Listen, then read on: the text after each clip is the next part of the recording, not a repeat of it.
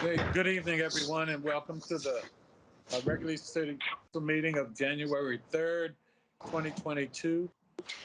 It is now 8:20 p.m. and I'm calling the meeting to order. First and foremost, I'd like to thank everyone for their patience with us getting started a little later today due to the inclement weather and all the challenges we've had technologically.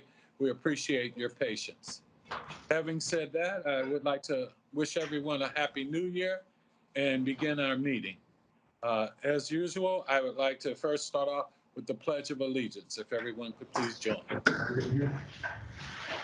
I pledge allegiance to the flag of the United States of America and to the republic for which it stands, one nation, under God, indivisible, with liberty and justice for all. Madam City Clerk, for the record review, appears that we have a quorum for this evening. Yes, Mayor, we do have a full quorum this evening. At City Hall, we have Councilmember Wolfley and Councilmember Gardner, and virtually we have Councilmember Harrison, Councilmember Esteve, Councilmember Ndebumadu, Mayor Pro Tem Boafo, and Mayor Adams. All right, thank you very much. At this time, I would like to ask if there are any agenda additions, deletions, or amendments. Yes, Mr. Mayor. Councilman, go right ahead. Thank you, Mr. Mayor. I sent a text to a couple council members asking if we could amend tonight's agenda. I didn't send it to Councilmember Wolfrey because I expected to see him tonight when I came in. To following tonight's presentation on the water, I'd like to ask that council would support a presentation from a local minority business, Ms. Deborah Harrington, on a solution that she'd like to present to us regarding water. And I did send that text to you as well, Mr. Mayor. Mr. Mayor, I second. It's been moved and properly second. All in favor, please respond with an aye. Aye. Aye. Opposed, same favor. Having none, we will add that after the presentation on the water. Thank you, Mr. Mayor. Thank you. Are there any other additions, deletions, or amendments at this time? Hearing none, we will now move forward to citizen participation. Madam City Clerk, I believe you said we had 3. Yes, Mayor, we've received 3 comments for this evening. I'll go ahead and read them. The first one is from Ms. Lori Jones, the president of the Bowie Hockey Club. Dear Mayor Adams, Mayor Pro Tem Boafo, at-large Councilmember Gardner, at-large Councilmember Harrison, Councilmember Esteve, Wolfley, and Ndebumadu, City Manager Lott, Assistant City Manager Mears, Emergency Manager Cornwell, and Community Services Department Director Hine, and Assistant Director Spurgeon, and the Bowie Ice Arena Manager Robertson. The Bowie Hockey Club respectfully requests that the City of Bowie please reevaluate and allow the Bowie Ice Arena to reopen as soon as possible with capacity limits and COVID protocols and restrictions in place like last season. Last season, the Bowie Ice Arena operated a full season pre-vaccines with restrictions in place, including limited spectators, building capacity limits, limited time slots with extended time in between each ice session. The youth hockey players 4 through 18 years of age dressed in the parking lot in the rain, sleet, snow, and freezing cold weather to limit the amount of time spent inside the Bowie Ice Arena facility. If you recall, Bowie Ice Arena did not follow Prince George's County last season. They followed the state of Maryland guidelines. Bowie Ice Arena and City of Bowie facilities opened much sooner than Maryland National Capital Park and Planning Commission's facilities. Prince George's County has not mandated the closure of the Bowie Ice Arena. Other gyms, ice rinks, and recreational facilities not operated by MNC PPC are open and operating with normal schedules. Bowie Ice Arena operated a full season of hockey and figure skating last season and is currently in the middle of an active season of skating with league hockey games and figure skating competitions scheduled. The Bowie Ice Arena, Bowie Hockey Club, and other users have not had any major COVID outbreaks or breakthrough cases that have not been contained. Bowie Hockey Club purchased 360 rapid home COVID antigen test kits and follows strict guidelines for reporting and returning to play. All Bowie Ice Arena staff and Bowie Hockey Club coaches are fully vaccinated. Due to the high demand for local ice rentals, there are no other ice rentals available at other rinks for Bowie Hockey Club to purchase in order to make up league games and team practices. We are in the home stretch of our season, and the missed league games and team practices will negatively impact our league standings. At the start of COVID in 2019, I was a member of Governor Hogan's Sports Advisory COVID Committee, and this year I was in direct contact with the Prince George's County COVID compliance team to ensure that Bowie Hockey Club assisted Bowie Ice Arena with safety and health protocols for the skating community. Bowie Hockey Club looks forward to the immediate and safe reopening of our beloved home, Bowie Ice Arena, as soon as possible. I would be happy to discuss guidelines and COVID protocols with City Manager Lott, Emergency Manager Cornwell, and Bowie Ice Arena Manager Robertson at your earliest convenience. Bowie Hockey Club wishes the City of Bowie staff a safe, healthy, and happy New Year. Next one is from Mr. Matthew Gallagher. I asked the City Council and management to stop selling us dirty brown water immediately. You approved phase 1 of the water main recapitalization program, and that phase ended ahead of schedule. Yet you still have chosen not to act to move the next phase forward. Your decision has been to continue to sell us dirty brown water. You could sell bonds like you did for your ice rink, yet you don't think the health of Bowie residents is important enough to do that. Why? The city has AAA ratings, which could be used to finance the project and benefit the health of the citizens and provide us clean water, yet you won't act. Why? You say you're going to begin discussing the budget for the next fiscal year, so you'll do more talking and cause further delay in providing us clean water. You must provide the funding to award a contract and replace the pipes today, not next fiscal year in 6 months. You must award a multi-phase or multi-year contract to the company who will replace the pipes. Your decision to sit and talk only causes more harm to the pipes and more harm to the citizens of Bowie. Your decision to talk instead of act is more evidence of your lack of concern for the citizens of Bowie. This is a problem your predecessors ignored and kicked down the road, and now you continue to do that same thing. Your unwillingness to act provides you the same legacy of previous councils. Your concern for ice rinks and golf courses instead of the health of the citizens who voted for you is your legacy. You say the water passes the test for safety, yet we all know the test has been established to protect the city, not guarantee clean water. Stop selling us dirty brown water.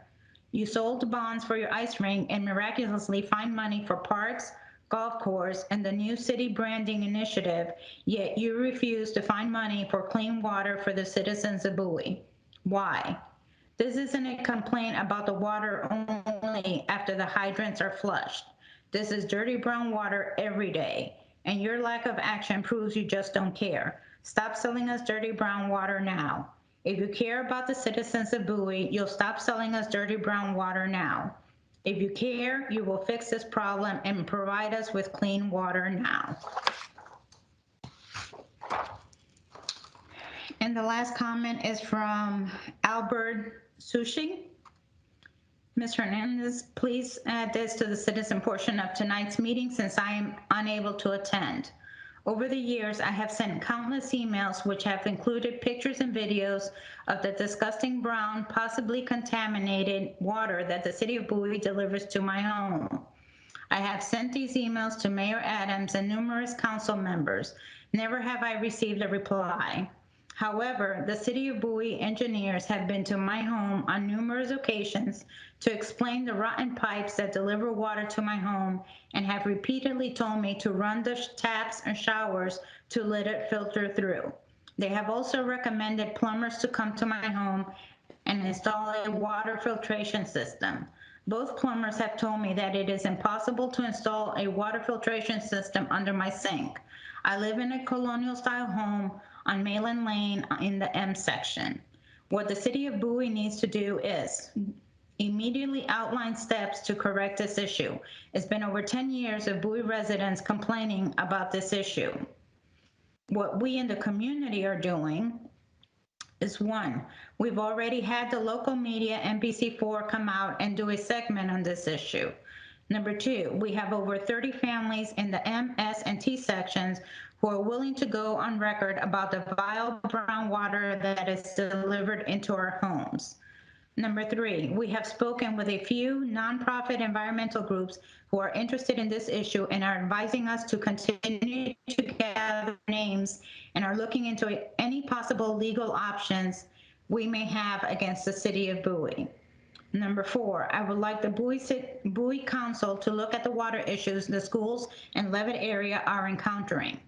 Number five, I want every family who is willing to go on record to receive a credit of 500 gallons of water off their quarterly water bill, as we have been directed to run the taps and showers by city engineers to flush the system. The attached photo is what we encountered on Christmas Day. Thanks, Albert Sushi. And those are all the comments for this evening, Mayor.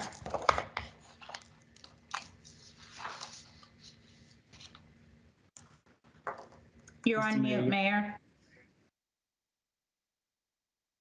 Thank you so very much. City Clerk will now move on to if there are any any presentations at this time. I believe there are any on the agenda. No, sir. Okay. We will now move on to our city boards and committees. And Miss Annabelle Washington is online, sir, so she would be ready to get sworn in. Okay, thank you. Ms. Annabelle Washington was interviewed on December 6th for appointment to the Arts Committee. Council concurred to appoint her to the committee as a youth member for a 2-year term. I ask that we please move to appoint her, as well as Ms. Tamika Washington was a member of the Diversity Committee until her resignation in July 2021. She has attended most meetings of the committee since that time and would like to be reappointed as a member of the Diversity Committee as well. If council concurs, we'd like to please move to reappoint her. So I will entertain any motions at this time. So moved, Mr. Mayor. Second. It's been moved and properly second. Any discussion? Hearing none, I'll call for the vote. All in favor for the appointment of Ms. Annabelle Washington and Ms. Tamika Washington, please respond with an aye. Aye. Aye. Opposed, same favor. Motion carries. Well, congratulations to both of you. Annabelle, we would like to congratulate you for your appointment. We would like to now have you take the oath, if you would. Yes. Please raise your right hand. I state your name. I, Annabelle Washington, Do swear or affirm do swear or affirm that I will support the Constitution of the United States that I will support the Constitution of the United States and that I will be faithful and bear true allegiance and that I will be faithful and bear true allegiance to the state of Maryland to the state of Maryland and support the Constitution and laws thereof, and support the Constitution and laws thereof, and that I will, and that I will, to the best of my skill and judgment, to the best of my skill and judgment, diligently and faithfully, diligently and faithfully, without partiality or prejudice, without partiality or prejudice, execute the office of regular, and state what you're, execute the office of regular Arts Committee, member of the committee, name the Member. committee, member of the Arts Committee, according to the Constitution and laws of the state. according to the Constitution and laws of the state. Congratulations. Thank you. Welcome to it. And thank you so much for being willing to serve our great community. You're welcome. All right. Thank you again.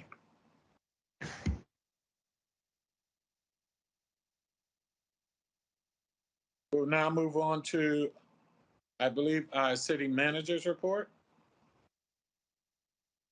Well, let me change that. That's council announcements at this time. Any council announcements? Hearing none, we will move on. Sorry, Mr. Mayor, I did have one quick thing. I did have Yes, one quick thing, Mr. Mayor. Lots of one quick things. Related to the comments we received from Lori Jones, Yes. is it possible to do a council poll? I guess this is directed for staff. Is it possible to do a council poll on facility reopenings? Or does that need to be a formal agenda item? Councilmember Steph. Mr. Mayor? Hello, Mr. Mayor? Yes, I'm here. Yes. I was actually chiming in with Councilmember Steph's comment, having had conversations as well with Ms. Lori Jones about the ice arena, and also a Ms. Sylvia Johnson, not related to the candidate, but about the opening of the gymnasium. So, and I spoke to the city manager. I understand he's going to speak about that tonight in his report.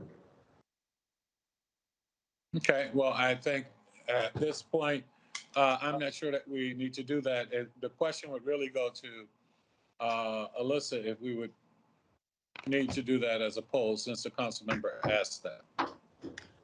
So is the question, can you do a poll tonight in this meeting? No. So for background, an administrative decision was made to close indoor recreation facilities. And that was done purely administratively. I guess I'm asking is, can we do a poll, whether or not it's tonight or via email this week? Is that a possibility for staff to get council's guidance on that? It would be better, since you're convened in a meeting, and when you make a motion and take a vote on it, it's an action item. It would be better if you just move to amend the agenda. Yes. And add it, and then treat it like any other motion. Is that something we'd be able to do now? Yeah. Yeah. I mean, should we do it after the city manager's report? Because I feel like he has something to say, right? Yeah, he's going to address. Yeah. I just wanted to ask. I appreciate that. Thank you, Mr. Mayor. Yeah. Okay. Alyssa, if you could, city attorney, we Yes. can still amend the agenda after the city manager's report. Is that, we're just getting clarification? Yeah. You as the chair of the meeting could allow that to occur without terrible harm to the council process. Okay. Thank you very much. Okay. So why don't we now, are there any other council announcements? If not, we'll move on to the city manager's report. And I will address it then, Councilman Staff. Good evening, Mr. Mayor, City Council. First, I'd like to talk about, start with the snow plowing and winter operations we had just for your information, we opened the ELC this morning at 4:30 a.m. and it shut down for the day at about 5 p.m. We had teams working on the roads since, from 9 p.m. last night until 5 p.m. today. Those were our trucks, you know, our 16, 17 trucks. And those crews are at home tonight, resting up, and they'll be back on at midnight. However, just so you know that we do hire contractors. Those contractors have been on the road while our guys were resting. That's why our roads, using the EOC and after duty, the non-emergency number at the police department, we were able to keep up with all these things and keep it on track. We also have crews from Parks and Grounds who are dealing with the tree branches in the public right-of-way or the down trees that exist someplace in the city. I know we had more than 20 reports of that during the course of the day. So let's talk about the closings that occurred, which were, for the record, I was just doing my job. The Prince George's County put out through the emergency management channels, because COVID-19, Omicron variant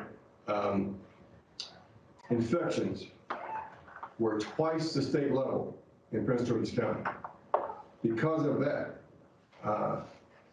Ms. Alsabrook said her team and her emergency management operation shut down those senior centers, gyms, and golf courses too. We didn't shut our golf course down because our golf course we don't have much of a clubhouse, so it's all outdoors anyway.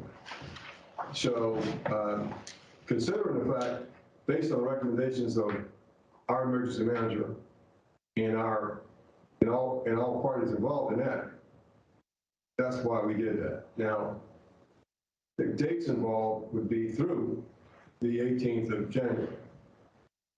If it's still in place and you all haven't overridden that in my direction in that way, which is your right to do so, I'm okay with that. But it's my intent on the 18th is to reopen those events, those venues, barring some catastrophe related to COVID-19 in the city of Bowie, and with more restrictions that seem, considering the Omicron's variance contagious level, that we would, big word? We can't hear anything. Can you hear?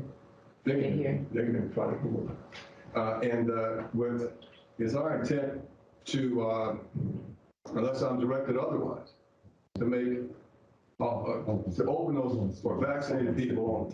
That way, we can open our facilities. We can, in fact, operate the facilities, and we can protect ourselves from any liabilities associated with allowing people to congregate or come together in our facilities.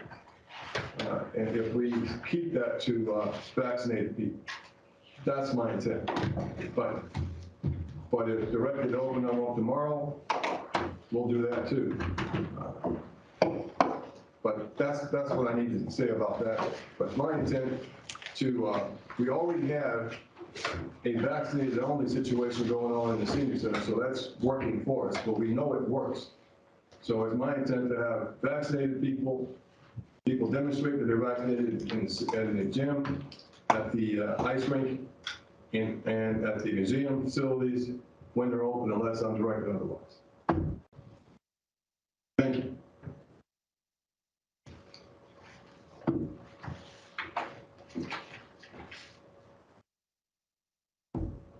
You're muted, Mayor. But just one other thing. Thank you so much. I believe that it would have been. Manager. I believe that we could not ignore the infection rates and the actions of the county exec. All things and all the other things that happened, COVID-19 and the Omicron variant. So that's it. Thank you very much. All right, thank you, City Manager. Councilman Stepp, do you still feel the need to do anything at this time? Yeah, I would like to. I hear what the city manager's saying. I recognize that case rates are a thing, but as we look around, we also know that vaccination has to be taken into consideration at this point. And when we look at hospitalizations, when we look at deaths, people who are vaccinated, in particular people who've received boosters, you know, the rates of harm that they're experiencing is considerably small. I know I've spoken to Lori Jones. And my sense from the athletic community is they wouldn't have no issue at all, not only doing all the things that they're already doing compliance-wise. Excuse me, Councilman, would you like to add this to the agenda? That's what we're opening it up for right now. Oh, yes, I would like to. Sorry. Didn't mean to go on a soliloquy. Sure. Yes, please. Amend the agenda first and place that all right, on. great. Just for protocol. Go ahead. No worries at all. I appreciate that. Thank you, Mr. Mayor. So you're moving to... Mr. Mayor, can I add the discussion of reopening facilities to new business? Yes, you can. Can I get a second? Second. Moved and properly second. All in favor, please respond with an aye. Aye. Aye. I apologize. Thank you, everyone. No problem. Okay, so we will add that to the agenda under new business, correct? Correct. City Clerk? Okay, great. All right, now we will move on now to the consent agenda.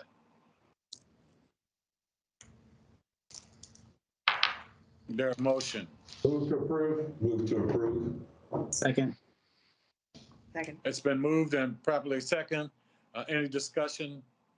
Hearing none, all in favor, please respond with an aye. Aye. Aye. Opposed, same favor. Hearing none, motion carries. We will now move on to the old business, and that is the appeal of the Bowie Advisory Planning Board Resolution BV 2-21. I will turn that over to staff at this time. Good evening, Mayor, members of the council. I'm Joe Meinert, the Planning Director, here to present some background on this particular agenda item. This is an appeal from the Bowie Advisory Planning Board's decision on a variance case. The property is located on Crosswick Turn in the Chapel Forge section. It was for an after-the-fact variance for lot coverage of 5.3%, which is 599 square feet greater than the 30% allowed, as well as a 6-foot variance from the minimum 8-foot setback for a structure that has been constructed. So this BAPB reviewed this case on the 14th of September. The applicant appealed the denial of the case by the Advisory Planning Board on the 29th or 28th of September, thus bringing the matter forward to council for resolution. We did have this scheduled on an earlier agenda back in November, and council had asked for a postponement at that time, and then it was postponed to the December 6th meeting, at which time the applicant was unable to attend due to a family emergency. So the matter was carried on over to this meeting under old business, and it is an appeal hearing. The applicant is Ms. Carmen Woods. She is here virtually at this meeting tonight to make her case before you. And again, the Advisory Planning Board recommended denial of the case and went with the staff recommendation in that we felt that none of the criteria for the granting of the variance were met by the applicant. And so they're here on appeal. They'd like to present their case to you, which is restricted to the evidence that is already in the record at the Advisory Planning Board hearing. And at the conclusion of tonight's appeal hearing, council may choose to accept the recommendation of the Advisory Planning Board. You have a resolution that's drafted that matches their recommendation. You may choose to do something different, modify that decision of the Advisory Planning Board, or approve the variance, or send the variance back to the Advisory Board. That's another option, to have them reconsider the case. So at this point, I would conclude and providing that background to you, and I would request that Ms. Carmen Woods be allowed to make her case.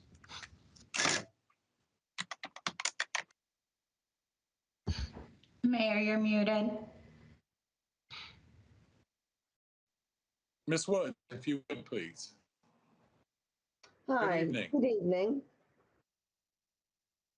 I apologize, we'd my like video to- doesn't seem to be working. Okay. As you heard, you have an opportunity to present anything that's related to the facts that are here at this time to the council. So please go right ahead.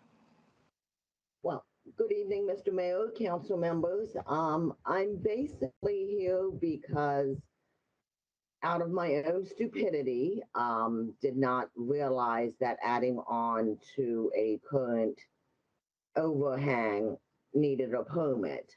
Again, that is totally on me. The reason that I'm appealing is because of all of the other aspects. Financially, I'm just trying to, it's going to be a lot of money to basically take down a portion of the shed, the asphalt, and then now the overhang that we added on. So I'm just here basically to say, please excuse my ignorance and let me know what it is that I need to do to be compliant with the city.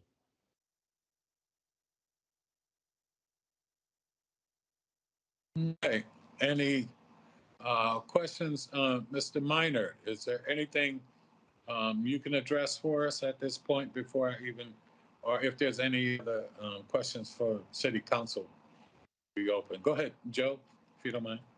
No, sir, I just wanted to direct your attention to the memo that you have in your backup dated November 10th, which provides all the information that council may want on this case, and I'd be happy to answer any questions. Are there any questions or any concerns from council, from the City Council? Yeah, Mr. Mayor, if I could ask one quick question. Joe, I think you mentioned it, and I'm trying Go to ahead, find Mayor it. Pro Tem. So sorry, Mr. Mayor.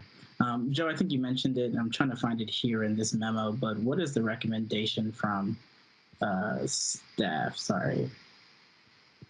The staff recommendation, it was denial because none of the criteria have been met. Okay. Well, it was approval, I guess. I'm assuming it's approval of the resolution that's attached right here. The recommendation on the case was denial of the variance because the criteria were not met. So the APB, when they made their motion, it was to approve the resolution denying the variance. So that what you have in your backup is the same type of resolution that accepts the recommendation of the advisory planning board. You would move to approve that resolution, which would deny the variance. Got it. Thank you. Councilwoman Harrison? Yes, Joe, thank you, Mr. Mayor. If we decide to deny the variance, what are the next steps for the resident? What happens after that? If the council approves the resolution that's in your package, we would send a copy of that resolution to the county's Department of Inspection Enforcement, and they would come out and basically monitor the property for compliance with the existing zoning regulations. So the property owner would have options in terms of how to meet the lot coverage. They have to get it down from 35.3% down to 30%. And then the addition that was built up to 2 feet from the property line would have to be altered. It could be brought back so that it's not within that 8-foot setback, or they could remove it completely. So those are options that are within the applicant's control that they would have to work out with DPI as a result of this being a zoning violation. Thank you very much. If I could, Joe Minor, is a part of the concern not only that it isn't fit within the guidelines, but also is it about precedent that we would be setting? That's very true, Mayor. The applicant really did not have a case. They really didn't make a case. There was nothing unusual about the property. The property is perfectly rectangular and flat lot. So there was nothing inherent in the property itself. A variance can't be based on the circumstances of the property owner, the personal circumstances. It's got to have something to do with the property in which the relief is requested. So the applicant had made the argument in the statement of justification that primarily it was the desire for some additional outdoor living space due to the social distancing, that they needed to try to get outside a little bit more and wanted to be sheltered from the elements. And so they went ahead and built these additions without permits. And really, there's nothing that staff could find that we could stand on in terms of recommending approval. And we do believe that if a variance were granted without any real justification, that would be a precedent. And so we really believe the council should hold the line as the BAPB did and deny the variance. Joe, I'll follow that up with one of the things that I'm not trying to break out the process we're doing, but considering cost and inconvenience and all of those kind of things, those are not anything we can consider at this point, correct? Because we have to just base it on the filings and what we have. Is that correct, Joe? That's correct. Variances should not be granted because of a cost or because of the personal circumstances to the owner. And this hearing that we're doing now, we have to just stick with what's presented in the response, and correct? Yes, the record was created at the advisory planning board hearing, and unless council can find some other reason to go in a different direction in that record, we believe that the board made the right decision. Okay, council, I think that opens that up. If anyone has any suggestions or ideas that would give us a way of or a reason not to support the recommendation for denial, floor is open. Mr. Mayor, quick question. Yes, please.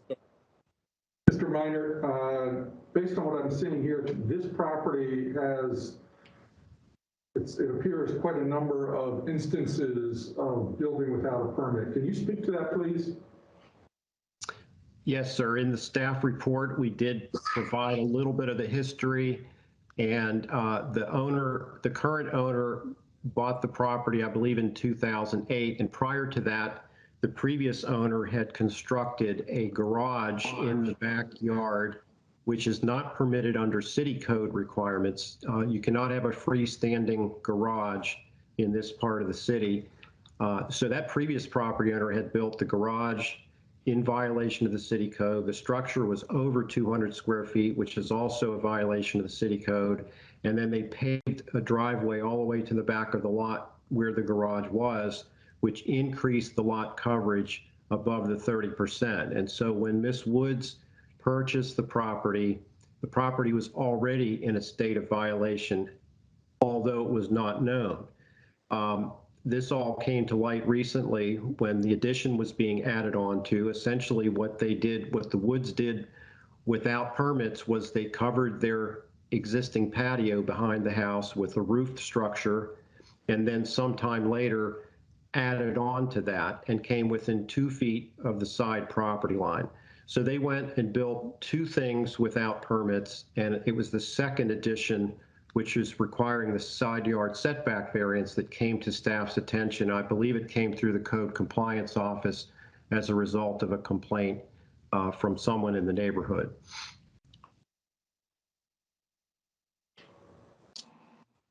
Okay. Did that answer your question, Councilman? Yes, thank you. Thank you.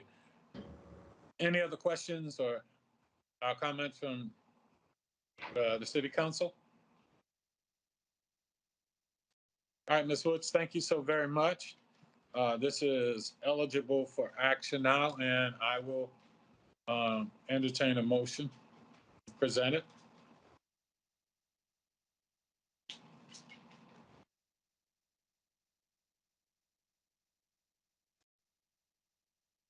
Hearing none, the motion will fail, but at least the. Mr. Mayor, I'd like to move to accept the zoning board's recommendation. So moved. Do I hear a second? I'd like to second that, Mr. Mayor. It's been moved and properly second. Any further discussion? Hearing none at this time. Call for the vote. All in favor, respond with an aye. Aye. Aye. Aye. Opposed, same favor. Hearing none, sounds like the motion carries. Ms. Wood, I understand that it did not intend to do so, but we followed the process, and I'm sure you will be contacted by the code compliance or by the county on next steps. And thank you for coming and sharing with us your perspective on this. Thank you. Thank you very much, Mr. Mayor and Councilman. I'm assuming that I will get something so I can take care of all of the other things that need to be addressed. Thank you, ma'am.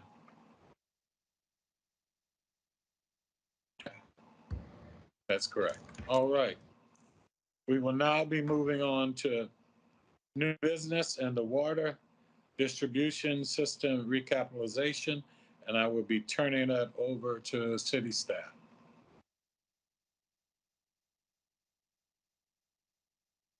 Mr. Mayor, City Council, I direct your attention to the memorandum that I sent you all on December 30th, 2021, regarding the subject of water capitalization program status report.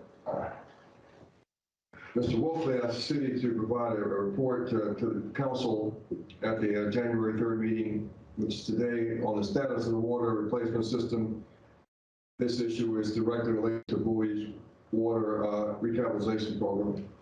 As a result, I asked the Public Works Director and his team to provide a status report in the form of a PowerPoint, which should be in your packets, and on the status. And the report addresses the facts that are bearing on the problems and the financial perspectives. We are pleased to report that from an operational perspective, we've completed phase 1 and are ready to go to phase 2. Phase 1 was the Heather Hills project, and that was mentioned in a couple of the memos from the citizens. And from a financial perspective, the report depicts sections that are related to the estimate to complete phases 2. As you can see from the memo, there are initially there were 3 phases of 2.5 mile replacements that were identified, and I believe on the 6th of December, which was the day I was sworn in, when George Stefano briefed the council at the time. And as you can see from the chart there, in order to finish what we identified and planned for, is about $9.4 million. Additionally, the report will includes a total of spent on the program, as well as the total spent on projects related to other water plant issues and needs. Later on, at the end of it, we're going to talk about funding, and in wrap up, this is a complex problem which involves funding, resources management, logistics. For that, I mean the logistics of, when the pipe replacement project's going on, their streets are blocked. There's excavation in the middle of the roads, and so that we have to manage that so we don't totally disrupt the neighborhoods. So right now, Mr. Mayor, I'd like to hand it over to the Public Works Director, Jose Aldius, who will give you a technical perspective of what's going on here. And he'll take you through the process and eventually hand it over to our Finance Director, Brian Matthews, who will talk about money. Jose? Thank you, Mayor, council members, and members of the city staff. for this opportunity to provide an update on the water distribution capitalization program. First question is, can you see the PowerPoint on the screen? Yes, indeed. Yes. All right, good. It is, the PowerPoint addresses the points that we were asked to prepare. And I'm going to cover most of the slides, but Dr. Hong Yin, the Assistant Director for the Public Works Department, will cover pretty much the technical aspects of the rehabilitation approach. And at the end, as the city managers expressed, Mr. Matthews will cover a couple of slides related to funding.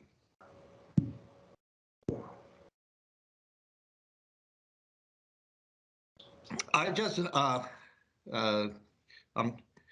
for some reason, I don't have control. Oh, there he goes. As pretty much said, we're going to talk about the overview of the problem.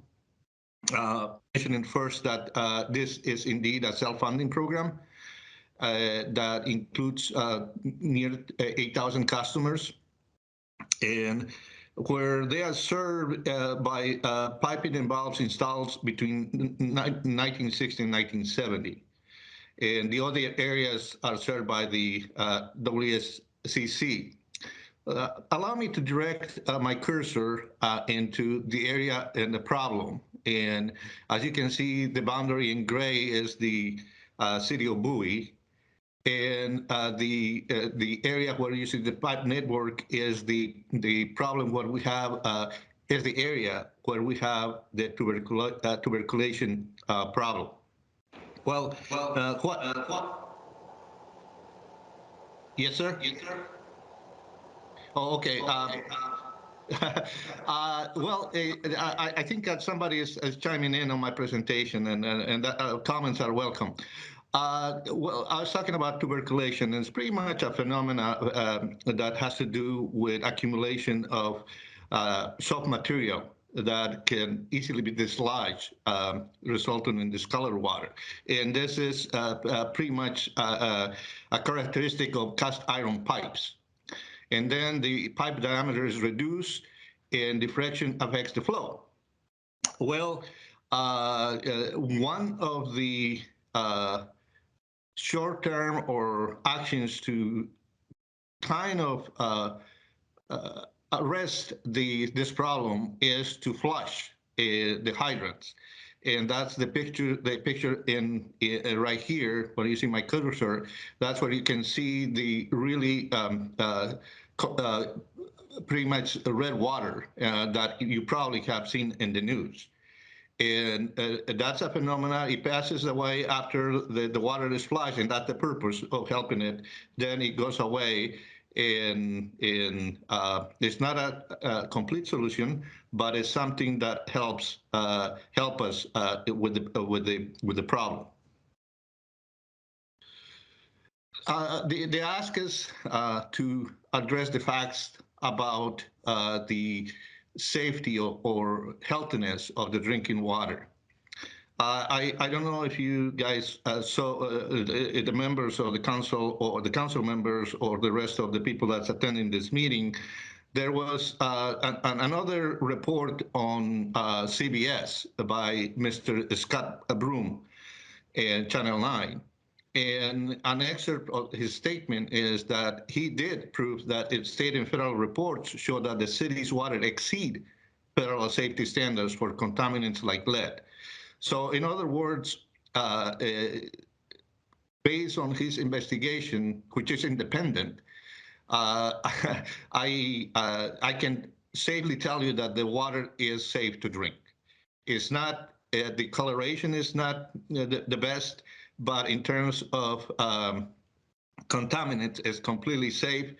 And Mr. Broom actually made a comment when I was interviewed that some people wants to have iron on their system. And so, but let me assure you that the water is safe to drink. We also have a question about the the capability of supplying the capacity to supply water during firefighting. So based on that, I put that, well, this slide was prepared and pretty much talking about the requirements of a good water distribution system. We did this to just not tell the council that everything is okay, but to highlight the degrees of the problem. The first requirement is that the water quality should not get deteriorated in the distribution pipes. We're certainly not meeting that. Capable of supplying the requisite amount of water during firefighting. We are there. I spoke with Mr. Paul Buckley, which is the superintendent for water distribution, and he assures me that we have 529 fire hydrants, and all of them are working in excellent conditions.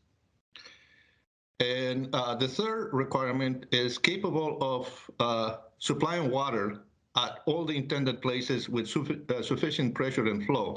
Certainly because in the way that the study was conducted is thinking about the reduction in capacity, and that's how the whole plan was developed.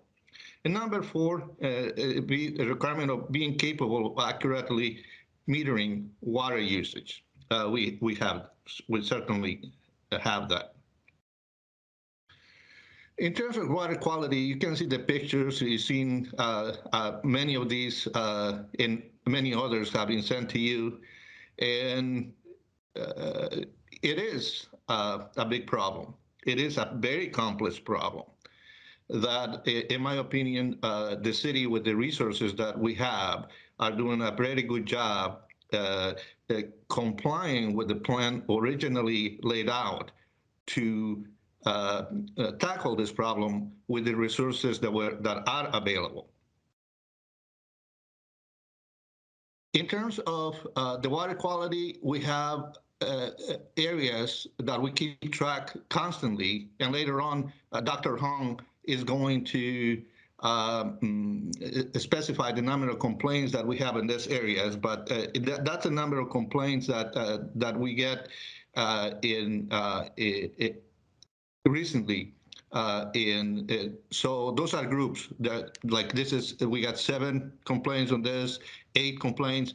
The caveat in this slide is that the number of complaints doesn't necessarily reflect that there are different houses that they have called with a complaint. It could be that the same house called more than once.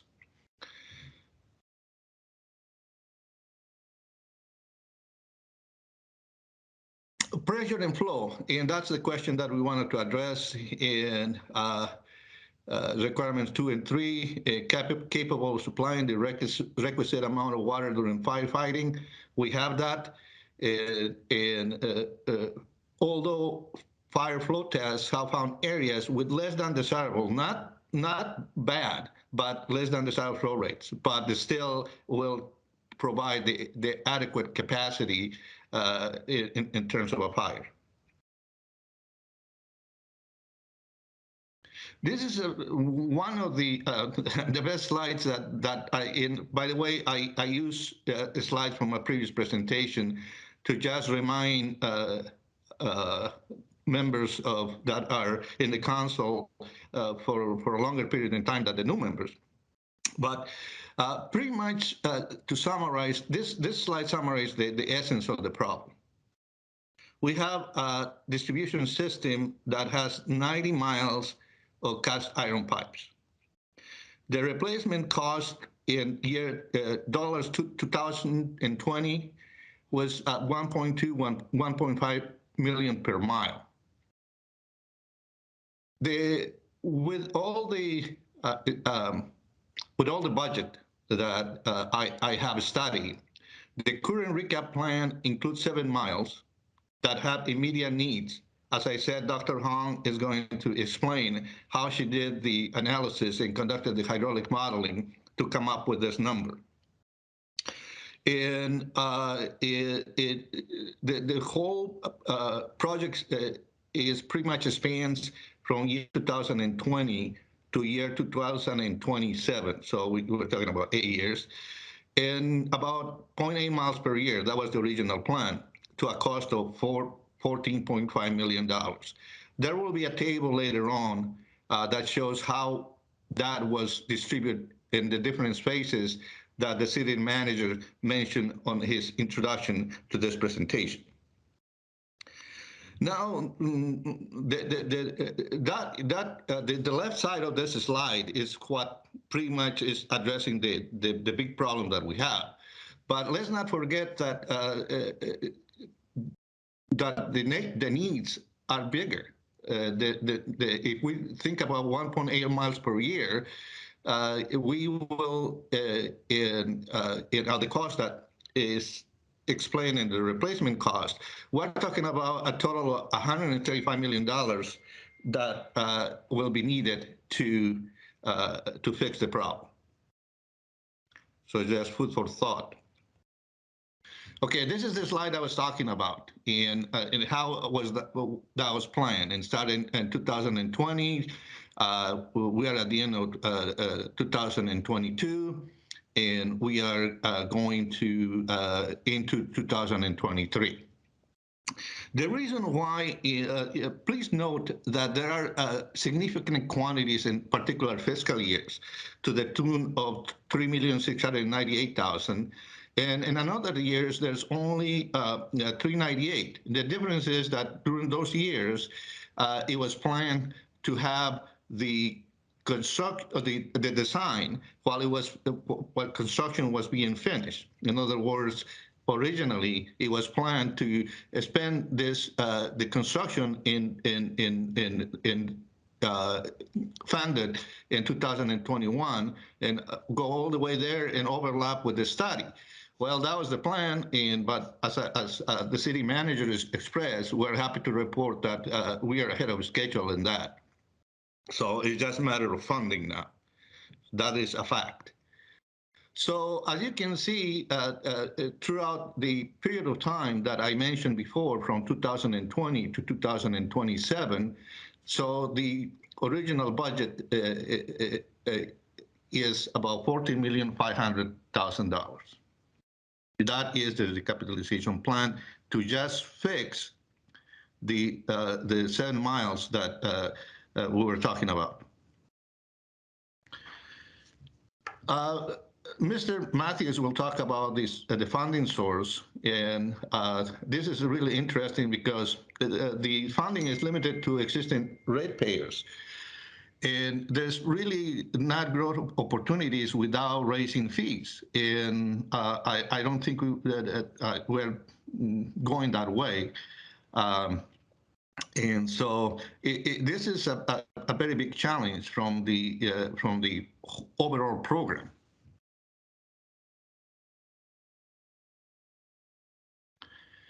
Okay, and this is a summary, or pretty much what I said, the problem that we are addressing or intended to address from year 2020 to year 2027. And again, as I said in the second slide, the total number of customers is about 8,000, and there are the fees that we charge. And then so here in the upper portion is the project cost or total funds needed in terms of project cost and loan fees that was planned in the budget to go from the period again from 2020 to 2027. Okay, I put this slide to repeat it, that the overall need long term is going to be $135 million. So we need to put our brains together and find out a way to address this in establishing different programs. But I'm very confident that working together with the citizens and through transparency, we'll be able to achieve a long-term solution. Okay, now I'm going to pass the presentation to Dr. Hong. And please tell me when you want to go to the next slide so I can do that for you. All right, thank you, Jose, for the introduction. Good evening, everyone. So now we know that we have the problem. So how do we address the problem? To address the problem, we first need to understand well our water distribution system. So how do we do that? To achieve this goal, we developed our hydraulic model for the entire Bowie's water distribution system. We also did I would say over 150, close to 200 hydrant flow tests, and utilizing that data to calibrate our model, to use that to make our model be able to simulate piping conditions. And we also did some C-factor field verification test, use that to also for the calibration and compare with the model prediction test accuracy. And also I'm gonna cover in the next few slides are the discolored water costs. We did some analysis on that and then compare that with the model findings, just to verify, model results accuracy. And in addition to the system characterization for identify critical area, prioritize our work, we also did some research on the piping repair method. So the three main methods that we have considered here include class 4 structural CIPP lining, that stands for cured in place pipe lining method. This is a pretty innovative method, but is gaining more and more interest across the globe. I would say that. And the second method are pipe bursting. It also a relatively new, innovative method, and we actually tried both. And then the third is fairly typical traditional open excavation method. And then in the next few slides, we will talk about pros and cons about each of these methods. So with this preparation, we are ready to identify and implement our most critical. I wouldn't say most critical because there are a lot more critical areas. I would say the first initial critical 7 miles, which are break down into 2 to 3 miles of executable smaller projects. Next slide, please.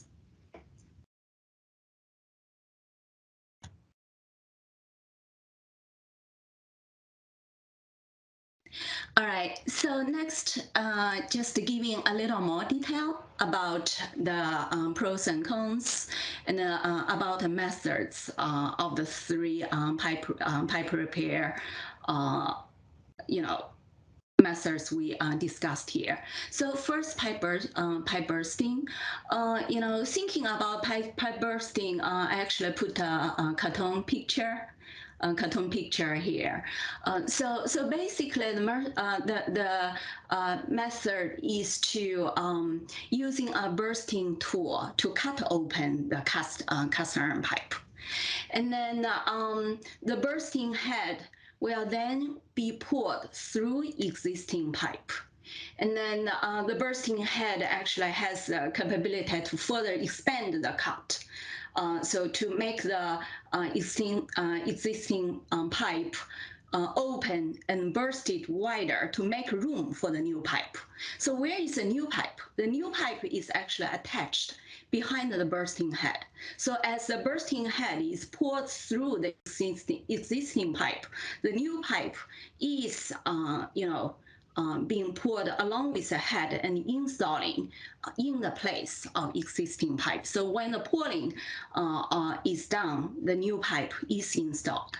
So this method, apparently, this method gonna need, at least 2 pits, right? The entry pits. If you look at the cartoon, you will see that there is a entry pits behind the vehicle wheel, and then there also will need to be receiving pits at the end.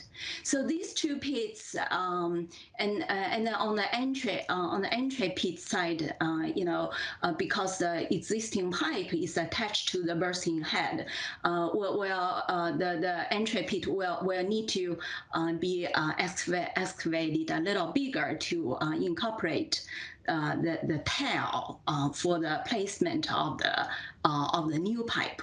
But compare this to the traditional open excavation method, undoubtedly, there will be much less excavation, if we have to open the entire pipe up.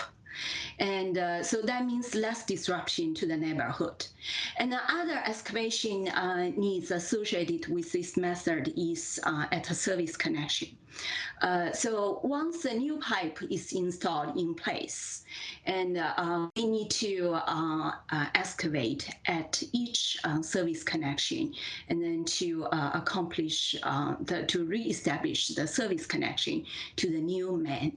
So but compare this with traditional method, still it is a great trenchless method.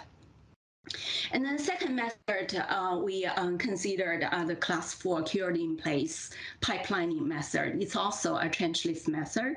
This is even like a newer innovative method. And this method, actually, I also provided some cartoon picture. This is actually a real construction picture in the lower part, right-hand side. So you will see that instead of, so this method is also pouring the new pipe into existing pipe, but instead of pouring formed, completed hard pipe, this one is pouring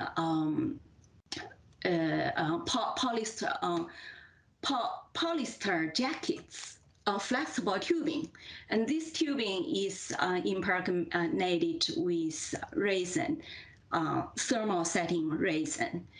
In the polyester jacket, and then this jacket, before it's cured and formed in place, it's flexible. That means that this method actually really need minimum preparation method because it's flexible.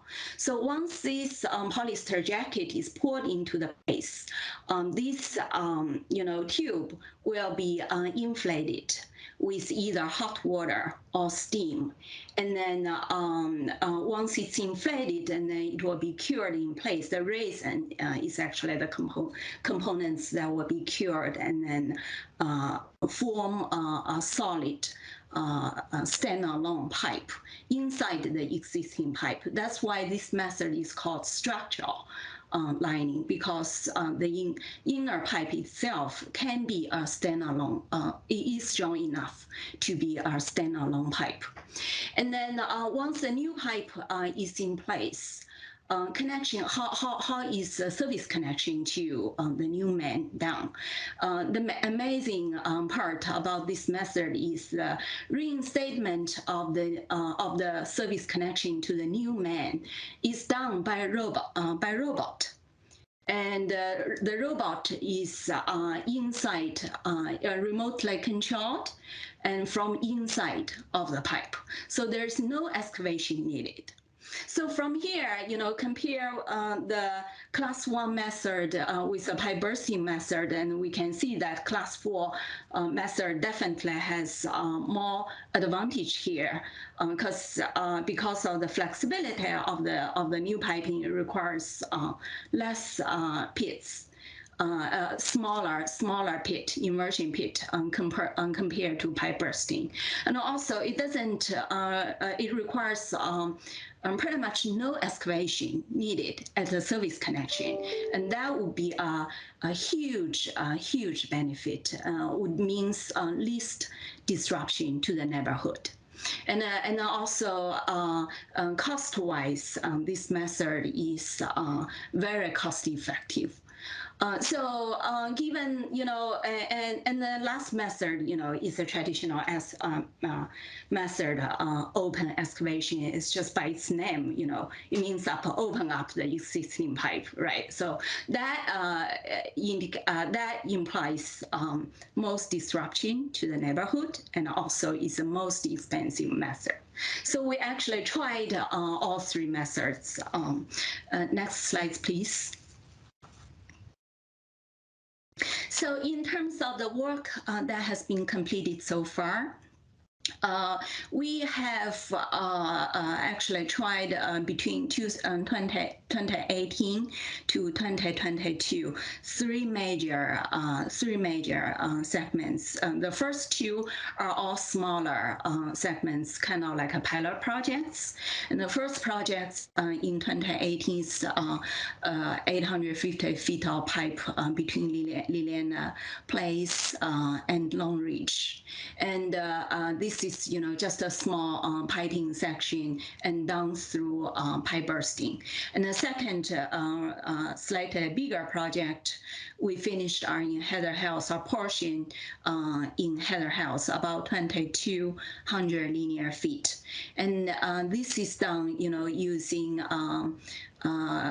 combining pipe bursting with limited open excavation, because and sometimes there are restrictions on like a curvature if the curve if there are interruption between the bursting pipe or if the curve doesn't fit for pipe bursting, then open excavation has to be implemented. And then the last, the most recent project that we just accomplished are, that's a major project, 2.6 miles of pipe and costs 3.4 million. And that's class 4 structural lining method combined with about very limited, about 10% of the length in open excavation. And it took only 10 months to finish. And although initially we have conservatively planned 2 to 3 years, so but we had secured our excellent contractor, and all the design and construction just went smooth. So that's very successful experience. And actually after the construction, we actually checked the effect, compared the effect. So what we find out is, I will show you in the next slides later. Heather Hills actually is the most weakness spot. Since we are in these slides, let me talk about these slides right now. So I put a map here, and these slides is based on hydraulic modeling. And what these slides did is it actually compared the current system 5-flow performance with model simulated 5-flow performance under normal piping conditions. So what happened is, imagine, we have seen in the piping interior, when you have a lot of tubercles, right? The friction loss are tremendous because piping diameter reduced, right? So so that's why you will see reduced 5-flow and residual pressure during 5-flow. So the more the more head loss it is, then the worse the piping condition is. So how does it translate it to the graph here? So it is actually indicated by the red dots. The red dots indicated the head loss difference between the current system performance and the good, piping system 5-flow performance. So the bigger the difference is, it just means the more head loss the current system have, right? Then the bigger the red dots will be.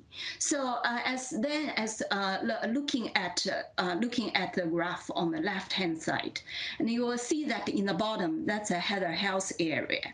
Look at how big the red dots are. So it's a little bit hard to see the scale here, but what I like to make you aware is, the biggest head loss actually we find out here is about 55 psi head loss.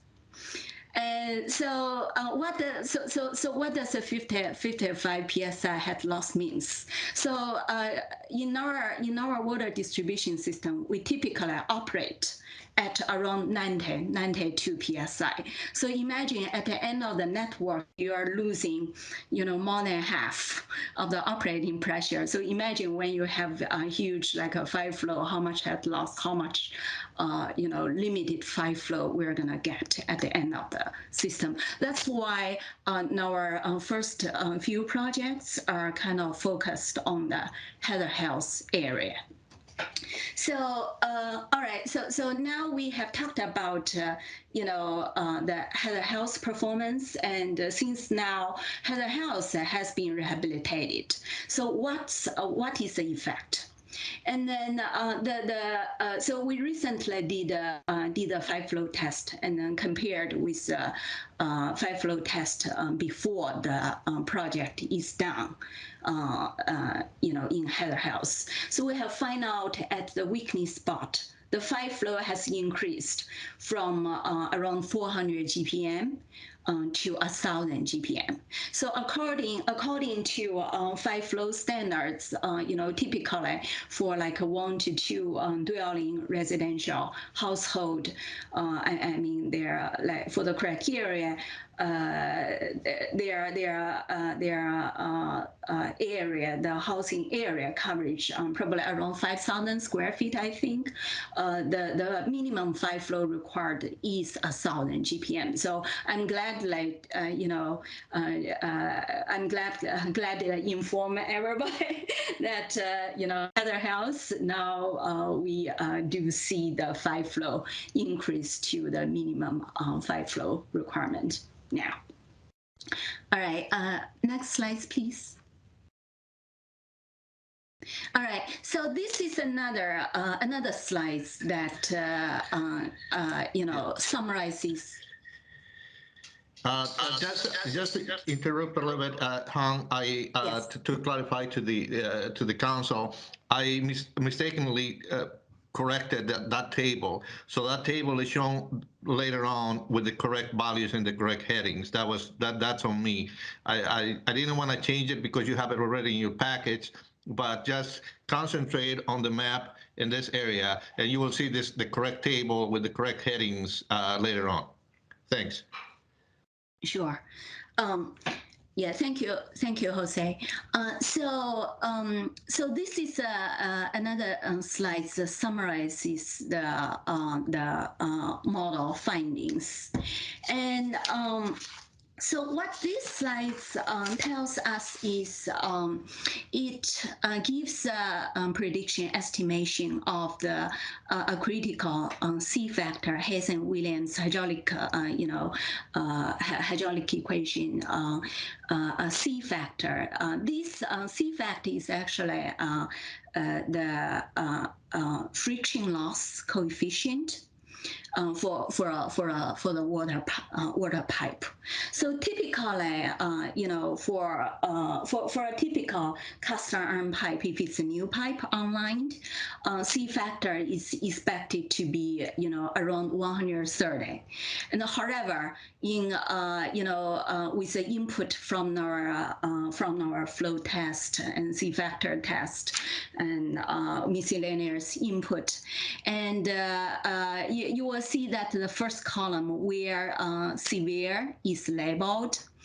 The C factor, for those piping are on in the range between 6 to 20.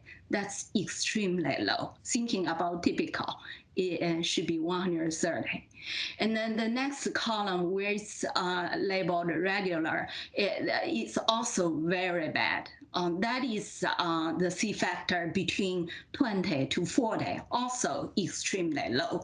So, I mean, that's, and then the next benign column, and I think that factor is between 40 to 80. So it's better, it is better, than the first two categories, but still not good, right? So that's how we in this table here, we summarized, the most concentrated, extensive, urgent area. And then it is pretty much listed by the length of the most severe condition in the pipe. Like for example, canal walls C factor 6 to 20, 4.5 mile, and So basically, this table kind of gives a summary of the overall worst piping condition. And I also would like to point it out that, the hydraulic model, there are limitations because sometimes, you don't have good sampling location. Like I say, you don't have ideal combination of the hydrants location, and that may not be able to, accurately depict, the exact piping condition for certain pipe. So there are certain limitations, but if in certain area there are multiple test data, hydrant flow test data, all indicating, the piping condition is bad. Then when we do the model, we can, do assumption. Okay, just based on this data, maybe all these segments are bad. So so that would that would mean that, if there are like a limit conditions, mix and match condition.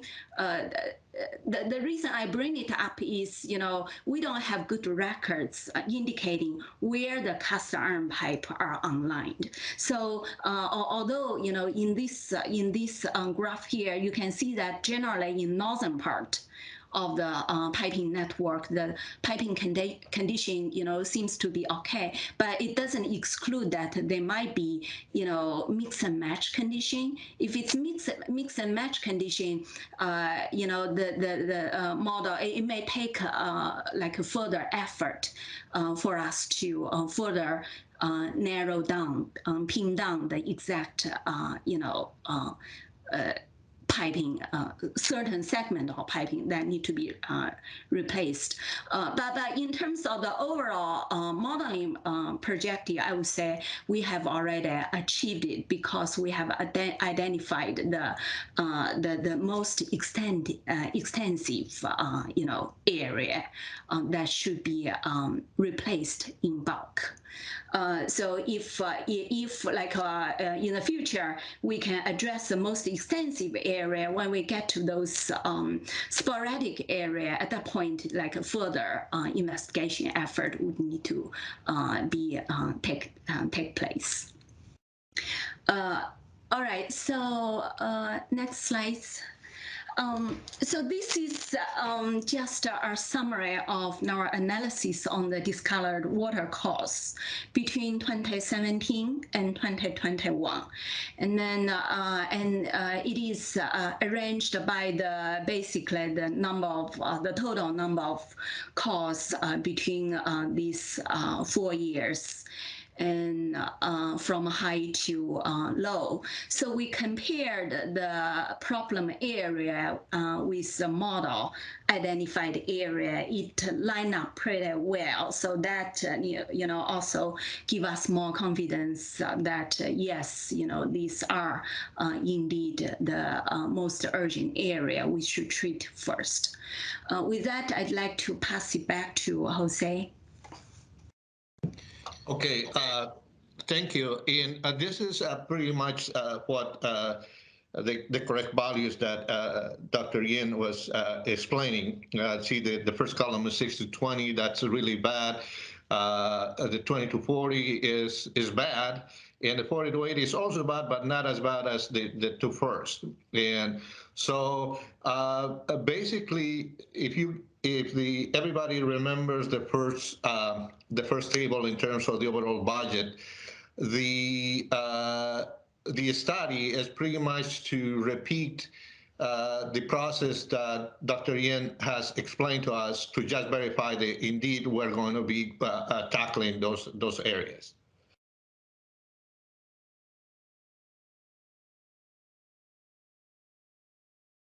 And I'll like to change now have Mr. Matthews to talk about the funding.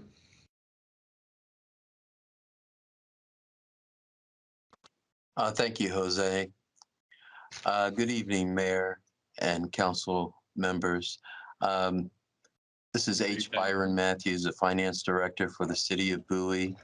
And I'm just going to hope to just shed a little bit of light on the finance mechanism that's available to us in order to handle capital projects within the water and wastewater system. According to the city code, the city has the power to borrow money upon the faith and anticipated revenue certificates for the purpose of operating any water or sewer system. And what that means is basically is one of the mechanisms, which this is a three-pronged process, if you would look at it that way. One is general revenue that we generate from the pipe renewal and replacement charge.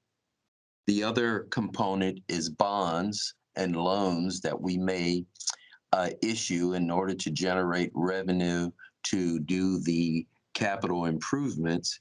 And in addition to that, any grants that may be available. Over the last several years, the Public Works Department has gone through the Department of the Environment to obtain loans to assist them with some of the programs facing the utility. We had been successful in older programs dealing with the E&R system that we put in. We were able to receive a grant for that, which allowed us a low interest grant loan in order to pay back the construction costs for that. The way we're looking at this creative funding mechanism to replace the pipes, as you can see, is over several years that we're looking at this program. And we're going to generate revenue, one, from our renewal and replacement program, which is a fee that will have the tendency to go up as we go deeper into the program. There will come a time where we'll have to issue debt to help us in the capacity based on how much pipe we're able to replace and how much it will cost. And then if there are federal or state grant monies that are available, that will also increase our capacity when it comes to replacing the amount of pipe during a given fiscal year. I think one of the mechanisms that I wanted to look at, and Jose, I don't know if that's in your next slide. Maybe I can address it here. If we look at what we've done since 2016, we have basically spent over $2.3 million on the recapitalization program. That included pipe replacements and the replacement of the water meters. And during the time that we instituted the recapitalization fee, we've collected over $2.9 million, all of that which has been spent.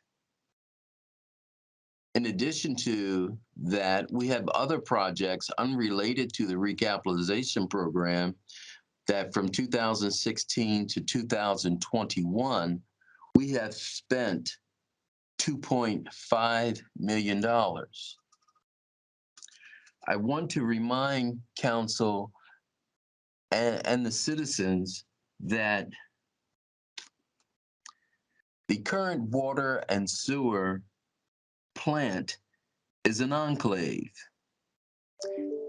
We don't have the ability to expand our customer base. We are servicing about 7,900 customers, and that's it. But as we know, the cost of running a water and sewer plant continues to rise. And the only way that the city is able to cover the cost to bring clean water to the city is to increase rates and control cost. And that is the mechanism in which we operate the water and sewer facility. During the fiscal year ending June 30th, for the water and sewer plant, the water and sewer plant only generated about $1 million in revenue. And all of that revenue goes back into the plant, both water and sewer. So there's not a big profit margin that the city is working with in providing water and wastewater services. Council may recall that maybe 20 years ago, it was not very popular to raise rates. And there were many years that the city did not raise rates on its water and sewer customers.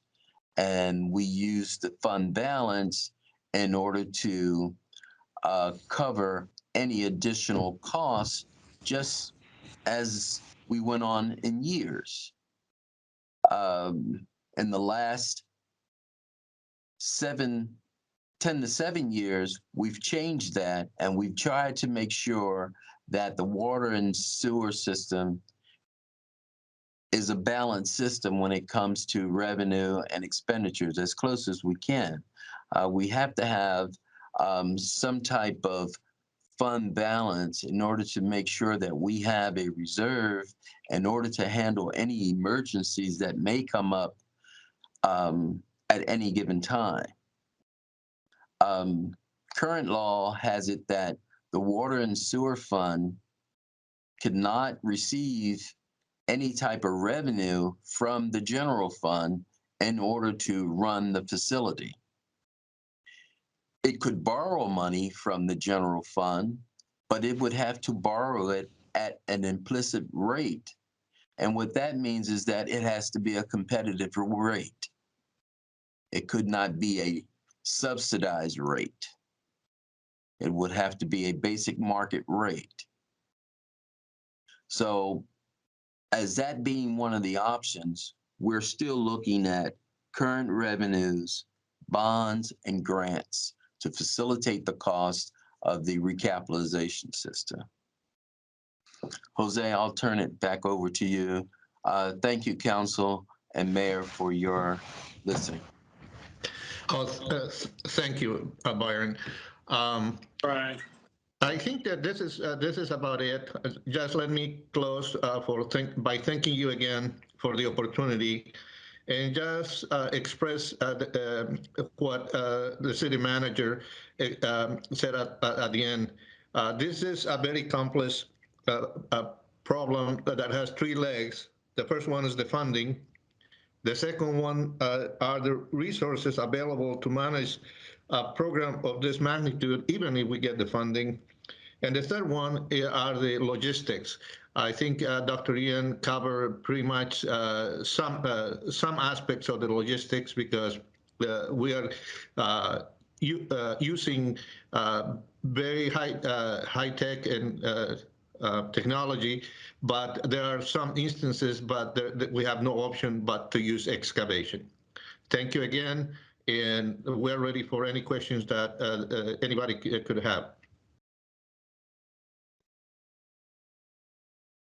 Thank you so very much. Appreciate I think that's quite informative for us as a council, as well as for the citizens as well. I don't know if any council members have any questions at this time. Yeah, Mr. Mayor. Mayor Pro Tem. Thank you so much, Mr. Mayor. Let me start by saying thank you to staff. We know how difficult, especially those districts and members on this body that represent folks who are on this water system and have concerns about this issue and tuberculation as a whole. And obviously, past councils have had to deal with this as well. One of the chief questions I want to ask Byron, maybe you can actually help, and feel free, city manager, to hop in if you can. I see you did a good job breaking down the federal earmark request that we did last year. And obviously, we all know that because of the CR, we're not going to see that money until an omnibus is passed in the side. On the state funding side, though, however, there's a line here that says Bowie applies each year for, and it actually is blank. Byron, can you give me some more background on what somebody was trying to say here? Because that may help answer my question. And Mayor Pro Tem, if I could, for the citizens listening, when you make the term CR, that's the continuing resolution. Just go right ahead, Byron. Yeah. Thank you, Mayor.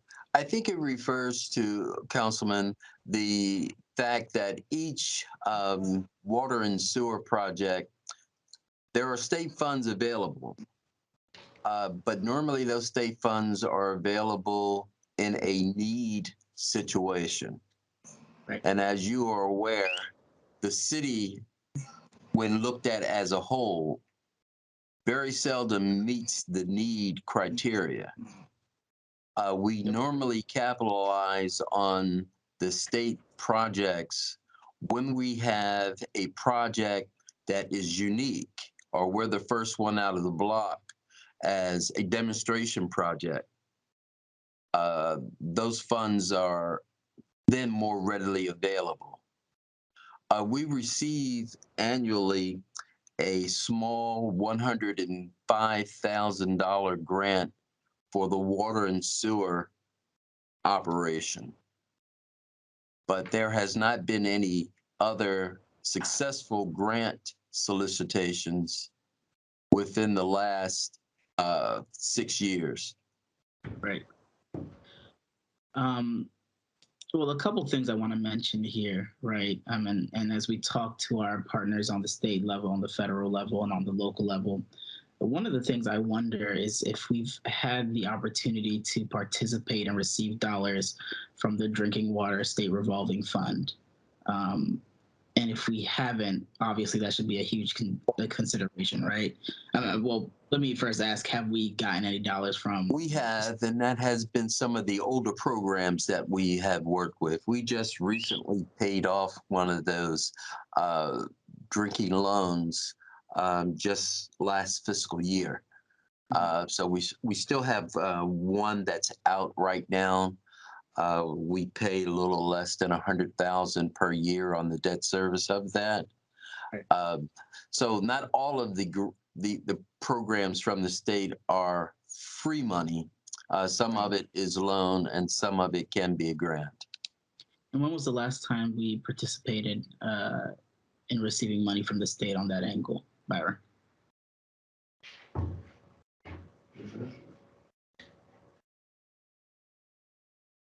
That's a good question. I think it was done back in 2011 when we were dealing with the enhanced nutrient removal system. Right. Okay. One of the things I'm going to recommend to staff, just as a general notice, and obviously I think we have a presentation after this that may touch on some of this, is that as we talk to the EPA administrator, one of the things that they've pointed out in the president's infrastructure bill is that obviously there's going to be money going to various programs, but that we should seriously look at the $144 million that's allocated to the state. Apparently sometimes the state doesn't use all of that, right? There may be an opportunity for us, at least talking to the governor's office, to try to really get more money, especially as this infrastructure bill is going to bring more dollars to the state. A lot of those programs and a lot of this fund money that the federal government and the EPA supplies to the state won't actually be spent up. And so it's something that we actually should probably look into really heavily. I know the congressional delegation on Friday is going to be having a meeting for Prince George's County municipal officials, both staff and electeds, with the EPA administrator. And this is an opportunity for us as a city to kind of connect with the federal government and also using our congressional delegation to try to get the state more money for this fund, because this fund is actually comes from the federal government side of things. So I just think that's an investment that we need to look into, because I do believe that we probably can get more money out of that and obviously use some of the money that we're using now to pay the debts off. So that's just my recommendation as we go forward. I think it's clear, again, staff, thank you so much for everything that you guys have done. And Jose, your team, what a great presentation. I think it's clear that money is going to be the biggest impediment here, and that we're going to try to have to figure out multiple ways of trying to raise the dollars to really get this done. Sorry, Byron, go ahead. No, Councilman Boafo, we are right on the same wavelength that you are. City manager has convened a meeting between myself, the Public Works Director, and the Grants Director. And we are now in a process of looking at those grants, seeing what's available. And Mr. Bugs is heading that up, and we're now pulling that away from the Public Works Department so that they can more succinctly concentrate on their mission. Well, city staff, as you guys continue to move forward on this matter, and we're going to have multiple approaches here, please let us know where council can be involved, especially on the state level, as we need to talk to the governor and trying to get more dollars here and seeing those open lines of communication. All right, we're about to head into session. It's going to be an opportunity that I think we don't want to miss this cycle, to really see if we can get more dollars, especially as the allocation of the Build Back Better plan really starts hitting the states. So again, thank you, staff, and that's all I have, Mr. Mayor. Thank you, Mayor Pro Tem. Any other comments, questions from any of the other council members? Yes, Mr. Mayor. Please go right ahead, Council Member Wolfley. Couple of things. First of all, welcome to the city. You get to land a new job, and no small task ahead of you, and appreciate the time and effort you spent so far on this project. And congrats to folks for getting the first part done Heather Hills and those neighborhoods there in that small section over in Long Ridge, getting those projects done. That's really good news. And I'm also glad that we are ahead of schedule in getting those completed. I still have some outstanding questions here in terms of being able to identify, see these neighborhoods listed in the report, but I can't tell if there's a relationship between the areas that are going to be worked on and the areas where we've had people complaining about discolored water. Because I know the two issues that we're dealing with, one is with pipe replacement because of flow, and the other is there's discoloration. Can you speak to which areas we're going to be working on next?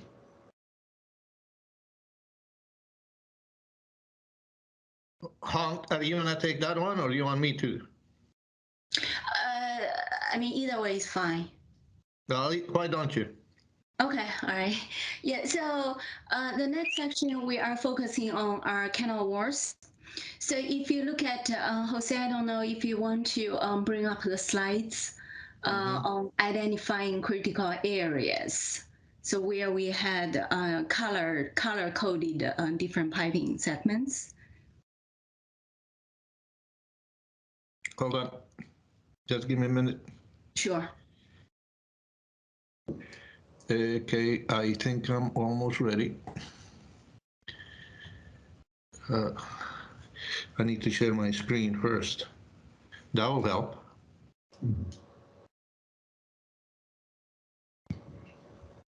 Okay, can you see it?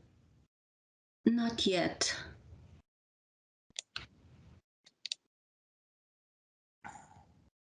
What about now? We're not in that slide. Yeah, I know. There we go. Next one. Next one. Yeah. So this in the bottom area, that's pretty much canal walls, and this is a big area. So basically, the color code is black, a terrible, brown, very extremely bad too, and then followed by red, also very bad. And so you can see that canal walls. So pretty much we in the table we line it up by the length of the severe pipe segment. And then on the discolored water course, we aligned in that table. I think we aligned the costs basically by the number of costs at different neighborhood. And so for both tables, you will see that canal walls is the top, on the top of the list. And then in addition to that, we know that Heather House, which is right below canal walls, we just finished it. So we feel like with this, we feel like that makes canal walls a good candidate for the next big segment, and because of the big disturbance area, and from the because generally if you're looking at the piping color coding, you will see that the whole southern section of the piping system are all very bad. So now we have fixed the very tip, which is the Heather House. And then next section, would be canal walls, and just from its severity, the C factor, and extent of the problem, as well as the discolor, the resident, cause, and all kind of pointing out that Heather House, probably should be the next one. So I see that as in aggregate, but I suspect that there are places where the pipes, for example, Kenilworth, and I'm not disagreeing that there are significant problems there, but there may be pipes in Kenilworth, there are, parts of Kenilworth that are not as pipes in, say, Meadowbrook. Yeah. So that you have kind of a mix. And I'm a little concerned with the idea that we're looking at it as kind of this big neighborhood by neighborhood when the problems may be a bit more isolated. Go ahead. Sorry, go ahead. Sorry, go ahead, finish it. Yeah, so my thinking is that if we have known hotspot areas, subsections of Meadowbrook, subsections of Kenilworth, or Buckingham, where we know where we've got repeat problems with discolored water, that they may be, even though the neighborhood as a whole may not be as bad, that we still address that subsection of those neighborhoods, a street here or there that seems to be having greater problems.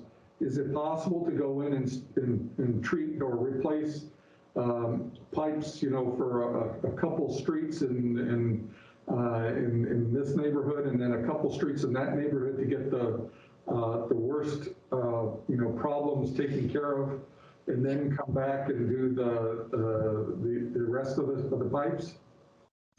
Yeah, so I can answer this question. So in terms of discolored water costs, we do have GIS map, which, unfortunately was not included in this presentation slides.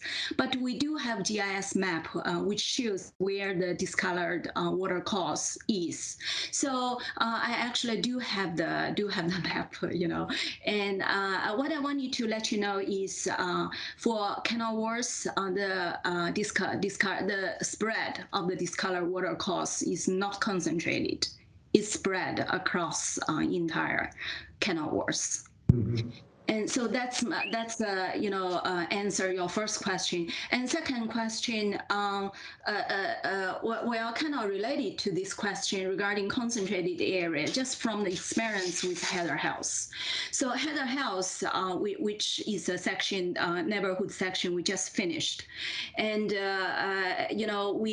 because we did the entire pipe. The good thing is we used the CIPP lining method, replace the pipe. With this method, we are able to see the pipe condition, the interior pipe condition, before we line the pipe. So let me tell you, every piping segment in Heather House are bad. So there are no good one. So from the modeling, hydraulic modeling that we did, given the number of tests, and in fact, when we collect the hydraulic, the hydrant flow test data, we did intentionally to spread the test across the entire neighborhood, and then so all the tests are bad. So that just kind of tells us that it's probably not a concentrated problem. And then to answer another question that you asked, can we replace pipe segment by segment?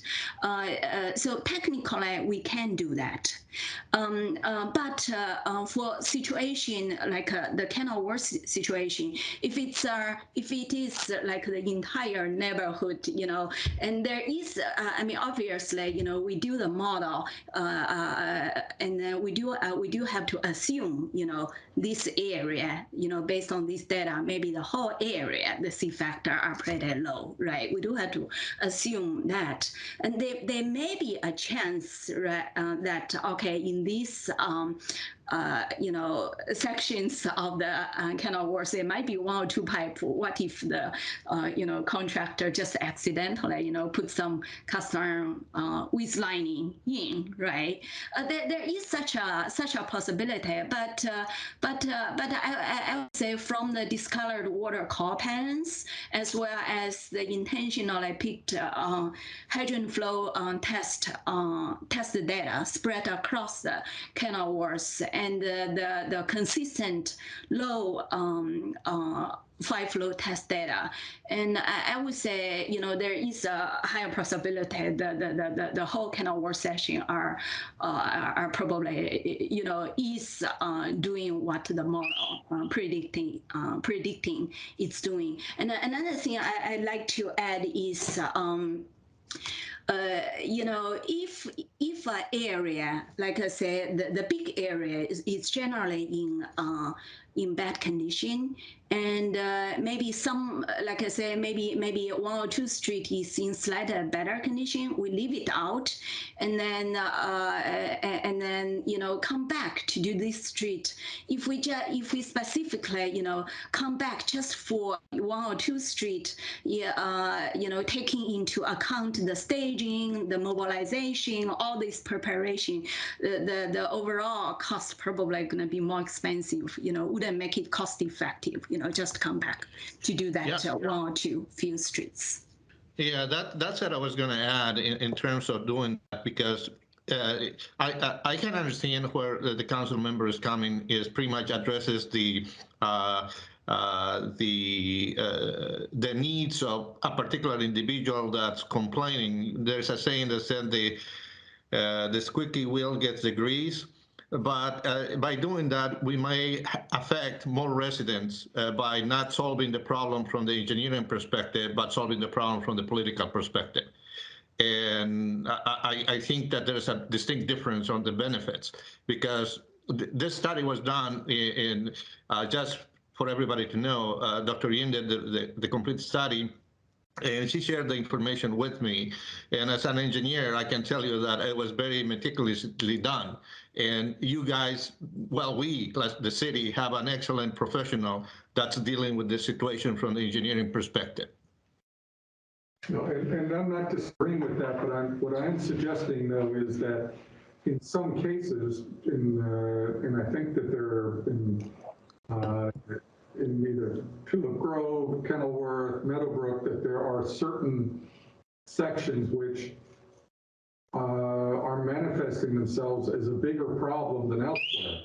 The symptoms of the problem, I think, are worse for certain streets and certain in certain areas. I don't think, even if the model suggested all of the pipes in the neighborhood are bad and need replacing, I'm not arguing against that. I'm suggesting that that may be the case, but there are certain areas which are getting, the worst of it, even though they're all in a situation where they need replacing. And my concern is that we need to address the situations where we have, a demonstrably worse, water conditions. And that's never mind the squeaky wheel aspect of it. But if it's, I think our boots on the ground are people who are out there going and doing the fire hydrant draining method could probably tell you which neighborhoods have a worse circumstance than others, and they can be in this, or which street in the same neighborhood have the worst circumstances. So I know that I've seen some of the water from some of these pipes, and it's not as bad as it is in my neighborhood, but it would look from the maps that I'm looking at that the pipes in my neighborhood are as bad as or worse than the neighborhoods that are getting their darker water problems. And I don't have a huge problem with my water. I do get problems from time to time. So I think we've got to find a solution that addresses where there are pockets of greater need. And I don't. Go ahead. I understand, and I agree with you completely.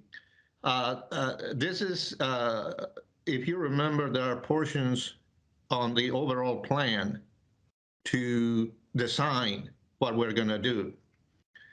And the model is an organic model because deterioration in an asset happens with time. And you can very seldom predict where that's going to go. So one of the things that we're going to do at each phase is to recalibrate the model and see if indeed the original thoughts were are the ones that we need to address, or there are other portions of the area that got deterioration or tuberculation more aggressive than others. So that's where we cover that from the engineering perspective, when we don't just go do it once and just go with it. The part of the study that's going to be done is going to be to verify exactly what you are asking. Jose, let me chime in here. This is a policy issue. The plan that's been briefed is the one that the council sanctioned, and 5 years ago when I was sworn in. Now, and we have a pipe replacement project set to start, design start in this budget, and then we have another, both 2.5 miles. So, presently we're the plan was to follow the course of action that was briefed by the engineer. If the council wants to deviate from that, if we want to develop a plan, a project where we focus on hotspots, well, then that's something we need to price out and come back and see how much it costs to do that, as opposed to the plan that's in existence right now. Correct. We can adjust it however you like. It's a policy decision that we have to make. I agree with you completely. If I may, one thing I'd like to point out, this is an interconnected system. And one of the challenges in terms of understanding where what's called a hotspot is, if you have a number of complaints on one particular street, the question then is the sedimentation that's in the pipe, is that coming from that section of pipe along that street? Or is it from the adjacent pipe on the next street over that is flowing through and going to that street? Part of the engineering answer in terms of that detailed look that Jose would be looking at, and Dr. Yen would be looking at, is in this distributed system, where does it make sense to be putting those putting that pipeliner? Because you may be lining a pipe that is upstream from where the water flow comes and resolving a problem downstream rather than where the exact issue is. It really depends on how the water is flowing through the pipe and where the sedimentation is occurring to have those more frequent issues. Thank you, Daniel. I believe, Hi, Mr. Mayor. You want to say something? Go right ahead, Councilman. Yeah, thank you, Mr. Mayor. I just got a message from Ms. Harrington, who is to present after this. She has to sign off, and I was wondering if we could pivot to Ms. Harrington, who could brief us on her project as it relates to water, and then if we have any questions for her, and then we can then pick back to this. She just texted and stated that she has to run off to another engagement. Okay, I guess my question would be right now, if there's any other questions, though. Yeah, yes, I have further questions on the subject. So if we need to step off for a minute, then we need to come back because I got more questions. Yes, that would be fantastic. Thank you. Okay, as long as council is okay with us going to Ms. Harrington now. I see the shake of the head. Ms. Harrington, if you would. Yes, good evening. And I'm shaking my head for all the council members. Thank you so much. I'm actually signing in from Costa Rica. I'm out of the country right now. So I'm actually an hour ahead of you. And I had a 9:30 previous engagement set before this presentation this evening. So I apologize. And they're going to wait on me, but I didn't want to keep them waiting too much longer after the time that we had set. So with that being said, I just want to thank everyone and good evening to everyone. Thank you, Honorable Mayor Adams and the council, as well as City Manager, Mr. Lott. I included a presentation that I sent to your clerk, and I hope that she has had an opportunity to distribute it to everyone. Has everyone received it? No. Ms. Harrington, I apologize. I had it actually ready to share the screen if you like. Oh, that I'll would be forward it to phenomenal. them right now. Okay, thank you. If you could manage that for me, that would be absolutely great. As she's doing that, let me give you just a little background. My name is Deborah Harrington. I am the founder and CEO of Energy Audits and Green Solutions, which is a company that is a certified minority woman-owned small business located actually in Prince George's County, certified by MDOT, as well as several other states throughout the US. And I was reading about this water issue, which certainly your engineers have laid out for you in a very distinguished way. And I thought that I could potentially be of assistance with a solution to help. I heard the last comments from the councilman asking, what can we do now? We know the long plan that Mr. Lott had mentioned that had been approved previously, but we have residents who are concerned about the discoloration. So I decided to reach out, share with you a solution that I think could actually assist you in making your residents know that they're safe. The drinking water is safe. Your engineers have certainly indicated that from the studies and the tests that have been done with the water, but the discoloration is certainly a concern. So as you go through this slide, and you can go to the next one if you could please.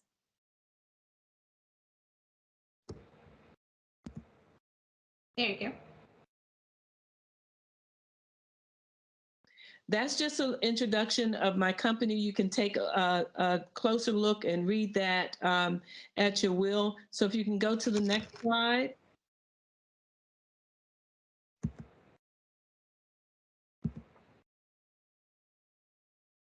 Some of our certifications, our expertise and capacity, we have the bonding capacity, aggregate bonding capacity up to 50 million.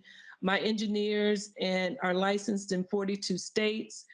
We've done implementation of projects literally throughout the country, actually throughout the world. Specifically with this particular solution that I'm describing to you today, the manufacturer that we use for this particular solution, we've done over 600,000 installations. So if you can go to the next slide for me, please. Talking about, of course, clean drinking water. Next slide, please. So this solution that I'm suggesting that you can implement immediately is a UV water disinfection system. And it is exactly what it says. It's a whole house UV system that goes on the main line as the water comes into the house. It takes care of any discoloration and any contaminants that are found within the water. You can go to the next slide for me, please. So this talks about UV treatment. I'm sure your engineers are very familiar with it. It does not take out the minerals that you want to retain in the water. It only deals with the microorganisms that you don't want in the water. And with UV, what occurs with this treatment is that it does not allow these microorganisms to reproduce. If you could go to the next slide for me, please. So this is what actually shares with you, how the UV light treats the water. It provides a rapid, effective inactivation of microorganisms through a physical process. And again, as I indicated, it's instantaneously, and it does not allow these microorganisms to reproduce. The next slide, please. The effectiveness of the UV treatment. Basically, and I'm sure you've heard about a lot of UV treatments that are occurring also with COVID usage in HVAC systems as well. So this system, UV treatment, is not new. It's very effective. It's very economical. The implementation is very, if you will, easy to do. And I think that in terms of what you're trying to provide to your residents as a quick solution, something that they could see being done in a very expeditious manner, I believe this is a great, great option for you to look at. Next slide for me, please.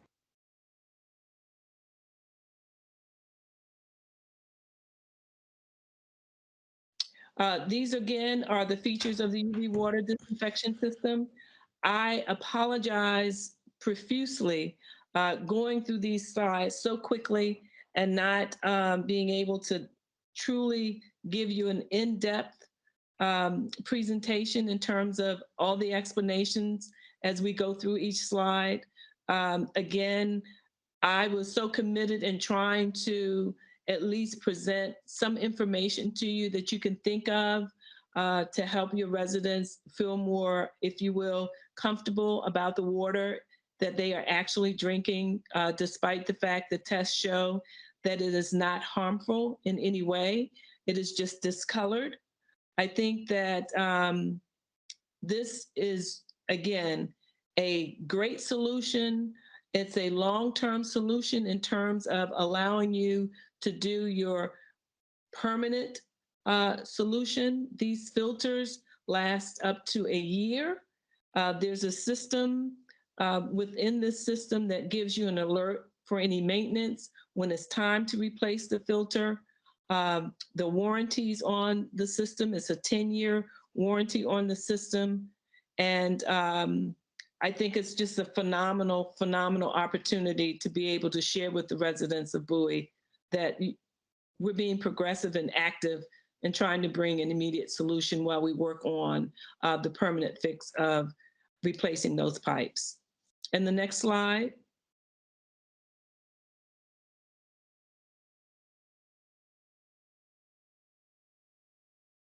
And this is basically what the system looks like. It goes right at the unit, you know, in the basement of your home, where you have your main water line. As the water comes in, it actually goes through the system, through the filters in that way. And it takes care of discoloration. It takes care of any odor. Again, not removing any of the minerals that we do actually want to get from our water. Installation takes about somewhere between 90 minutes to 2 hours, if that long, depending upon, sometimes it's a little tight where people have their main lines. But it's, again, a very, very, I believe, optimum solution for the situation that's occurring in the city of Bowie. Did you have any questions?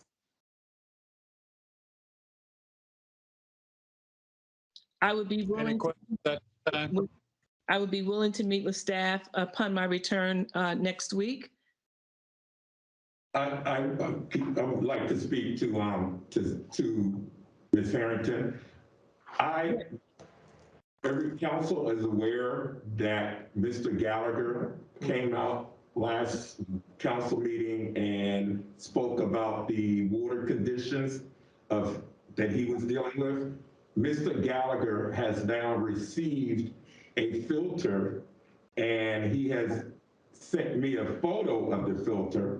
And not only has he stated to me that the filter works, he says that he's amazingly surprised, and this has resulted in a complete life change for him.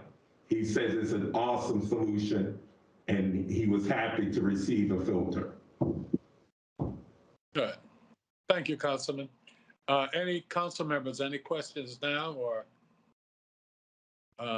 maybe we can entertain some other questions? Councilwoman Harrison? Yes, thank you so much, Deborah, for your presentation. And I do understand that the filter is wonderful and works very well.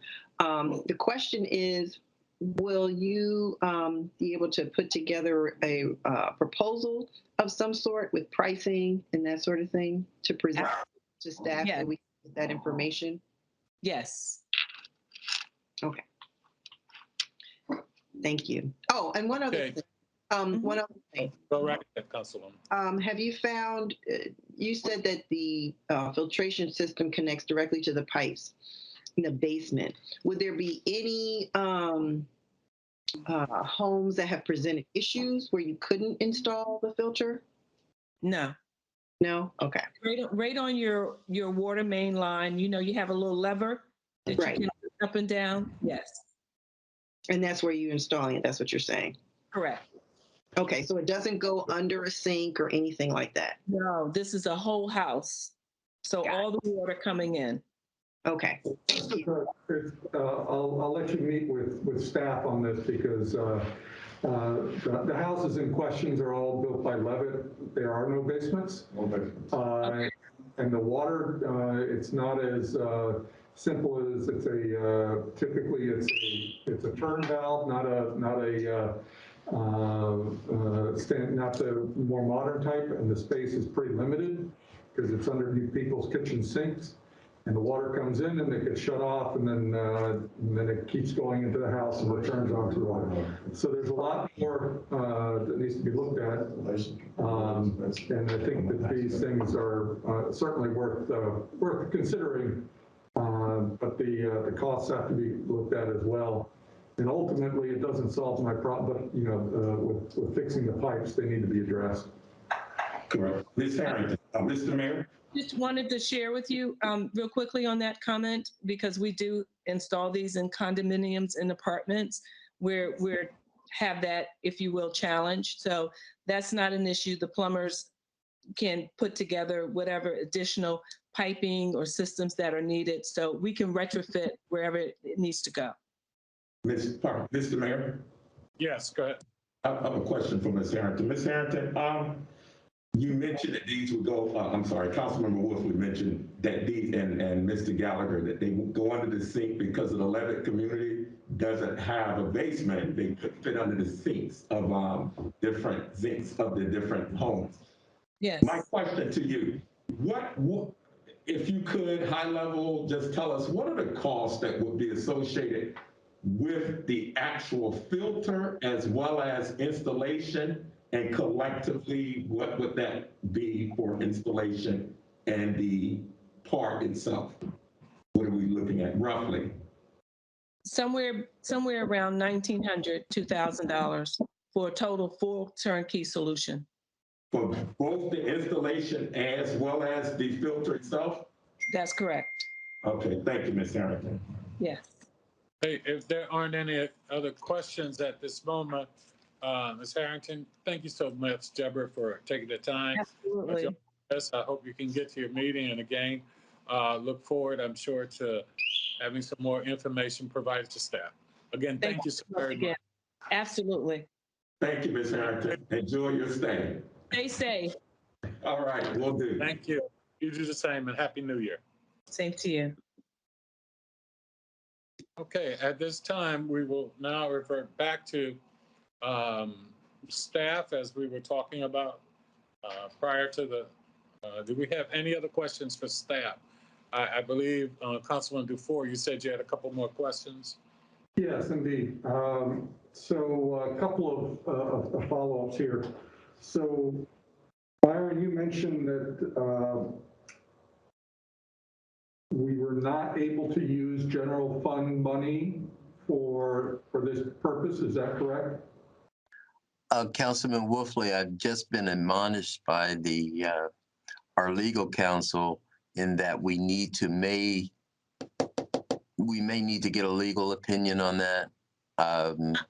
So I will just reframe and say that I am not the person to answer that particular question, and I believe I might have spoke out of turn. So I'll leave that to Ms. Levan to provide us some guidance on that. I don't know of any reason why you can't send money to the Water and Sewer Fund. You can't take money out of it. You can't use bond funds for general fund purposes. But I don't know of any reason or any provision in the law that would prevent you from doing that. Ordinarily, I would not provide this advice in public session. Okay. What we could do is request that we get a written opinion from you, maybe, Alyssa, as we move forward. I think that would serve us all well. All right, going back to you. So if that's the case, so what, I know we have money from COVID relief and our, pardon me? HARP money, yes, thank you. That the city has received, and one of the things that's been specified in that language is that it's suitable for use for water, resolution of water problems, capital improvements along those lines.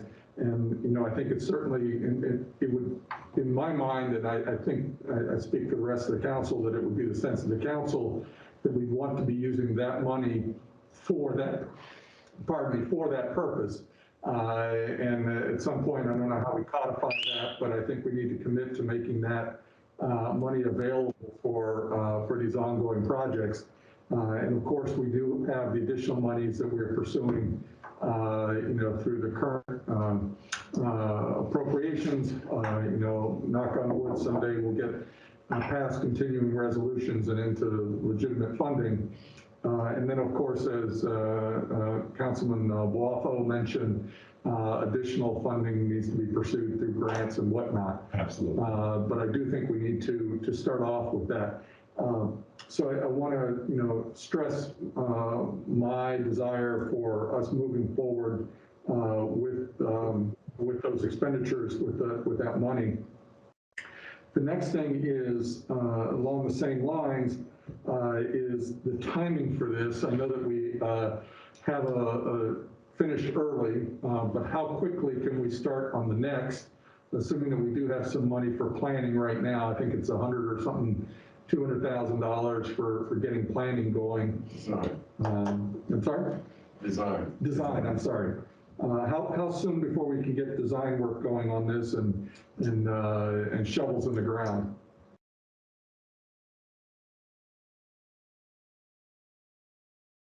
Well, it will be as soon as we can get a contract out.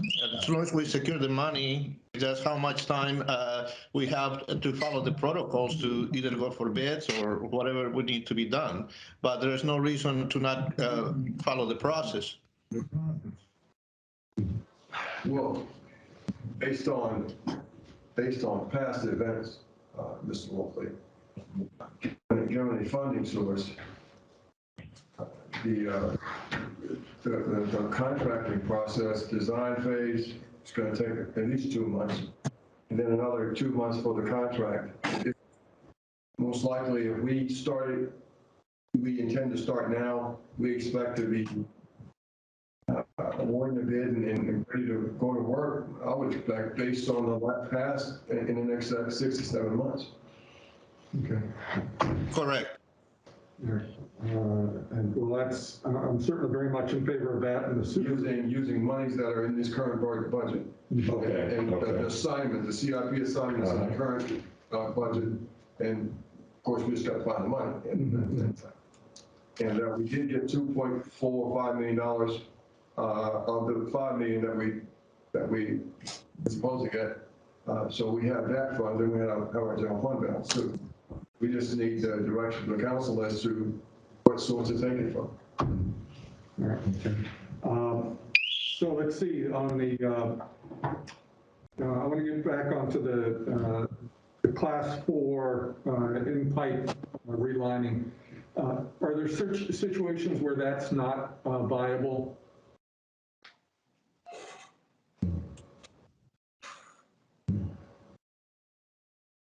I'm sorry? Are there situations where the class 4 pipe relining in place, are there situations where it's not viable solution? I noted that we finished up Heather Hills that way, But are there circumstances where we would find that we're not able to use that solution? I don't know of any, but I don't know if Dr. Yin has an opinion about that.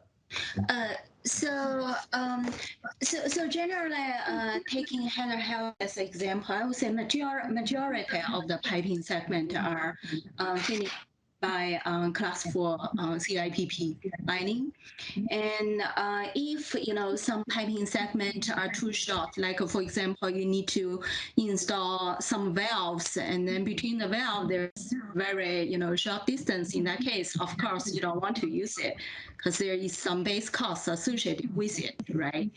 And but majority of the situation, especially for Bowie, I would say for Bowie community setup, majority of the streets should be able to use CIPP lining. There will be some isolated, not necessarily isolated, like at the end of the, the lining area, the distance doesn't fit, or sometimes if there are like a very sharp curvature, things like that, or if there is like a lot of connection, may necessitate excavation.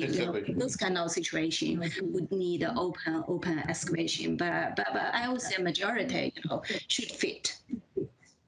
Okay, thank you. Another question that was not addressed in the presentation was water tower. We had a water tower that was repainted and it caused some problems. I think there was an issue with curing on the inside, resulting in some odor. Which water tower was that, and has that been resolved? Yes, go ahead, Han.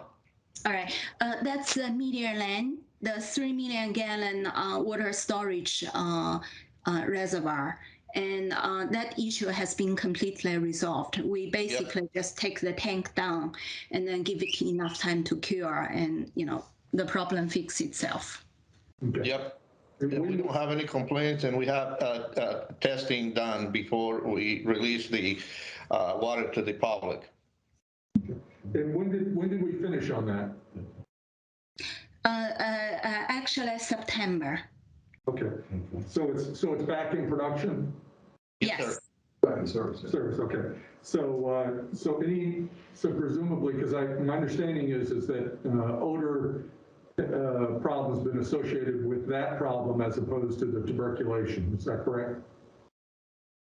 In the past, yes, but since we fixed it, no. Well, 8 months ago, when the contractor when they did the job, did not allow the paint to cure, and it produced an odor, and it was Dr. Yin worked with them, and they redid it. The contractor stood behind his work, came back, redid it, and got it right. Yeah, but my point being is that any complaints about odors were associated with the tank and not with tuberculation. Correct. All right. Yes, that is good. Okay. I guess, from my standpoint, my ask of staff is, for, you guys to come back to us with a solution for accelerating, this project as much as possible, given the fact that we've got some money that's available from HARP, and that we've got, a completed first phase, and would like to see what the recommendations are on that, because I know it's a little bit too complicated to try and come back and tell you exactly what to do from the standpoint of do X, Y, and Z, but I would like to see something come back with how quickly we can move this forward. Is that something? Well, we'll just want to make some clarity here, right? We currently the plan is to do another 2.5 miles of pipe. Or are you asking us to do 5 miles of pipe at one time? No, or you stick with the plan? That's what I want to know. That's what we need to know, because I mean that involves more, and instead of I think it's, we need $9 million to finish what we plan to do, but we only need half of that to go to the next phase. Right. So my understanding is that we have a plan that includes a source for money that we had planned out. We were going to borrow them. Right. And it did not include the 2.4 million that we're planning to get from HARP.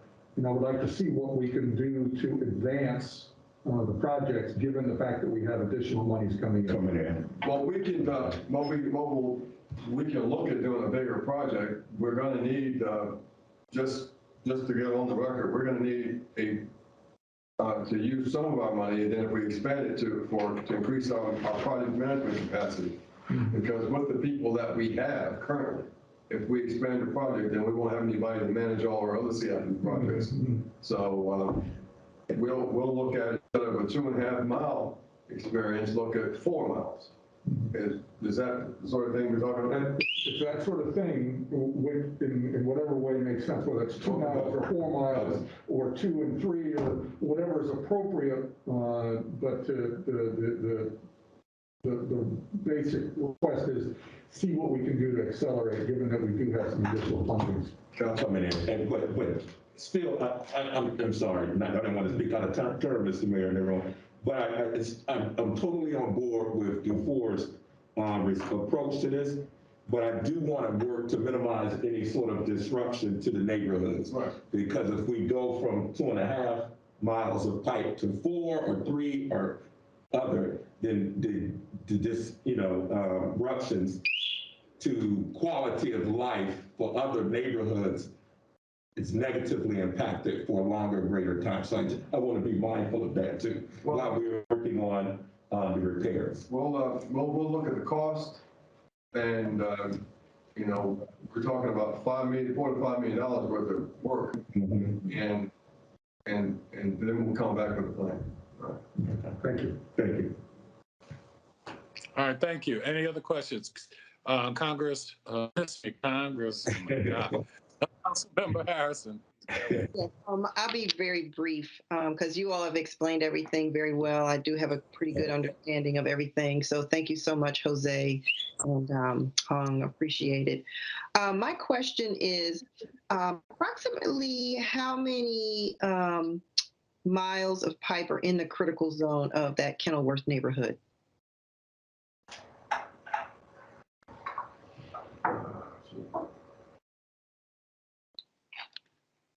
Does anyone have that answer? Yeah, it's in the presentation, but Hong, can you want to address that? I'm sorry, I just don't remember. I just wanted to get the number again. Sure. In the worst phase, it was 4.5 miles, and correct. Next level, it was 3.8. Just in correct. Yep. And how long specifically will that work take to fix the 4.5 miles? An estimate? It took us 10 months. It took us 10 months to do 2.6 miles. And but again, we got an excellent design team and an excellent contractor. And if we can get the same level, maybe just do proportionally, right? Okay, so 10 months to do 2.6 miles. Yeah, maybe 1.5 or a little over 1.5 years, something like that. Right. Okay. There's one other factor we need to consider with construction. Sometimes you don't always get the bid prices coming in the way you want them. And especially with this supply chain situation going on, construction projects can be higher. That's one of the things we have to keep in mind. Right, because that 10 months is really from the start of when construction starts, correct? Right, exactly. Yeah, not including contracting. So that would be longer, right? And yeah, that's a good point. Actually, I forgot. There is a basically WSSC has like the frosting, no construction, like no above ground piping construction period because of the freezing time period between mid-November to March. So luckily for for Heather Health Project, they, basically between March to November, they finish it. Right. Yeah, so if you have longer, that no work period would have to taken into consideration. Well, yeah, one of the things I would like to add is that logistics plays a big factor, as I said it before, because even though you have the money, you have the resources, we don't want to inconvenience a bunch of people at the same time. So you need to plan on that, and that is the benefits of a good design plan, and that you look at all those things, environment, construction season, and everything else, and then you come up with a schedule. So I think it's kind of premature to just pretty much give you a date. I would rather just have them have a plan, and based on a detailed plan that's not just based on a conversation, just let you know what is the best engineering estimate for this to get done. Right. And I totally understand that. And yes, we definitely need a plan. I guess I'm just trying to make sure the residents understand exactly how long this might take. So I appreciate the fact that we had a presentation on a short-term solution, because I think that's needed. We don't want our residents drinking the brown water. So it's certainly worthwhile to also, and I know staff, you're going to look at the presentation from Ms. Harrington, but I think based on the time frame and how long it's going to take it, there may, it's great to look at some short-term solutions. Or what we can do to alleviate the problem.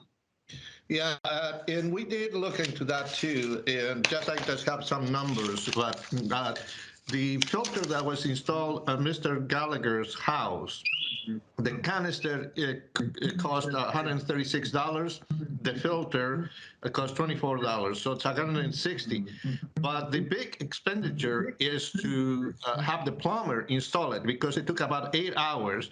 And just asking plumber rates, that's about $2,000 total. Wow. And I'm thinking, is that because it's an older water system?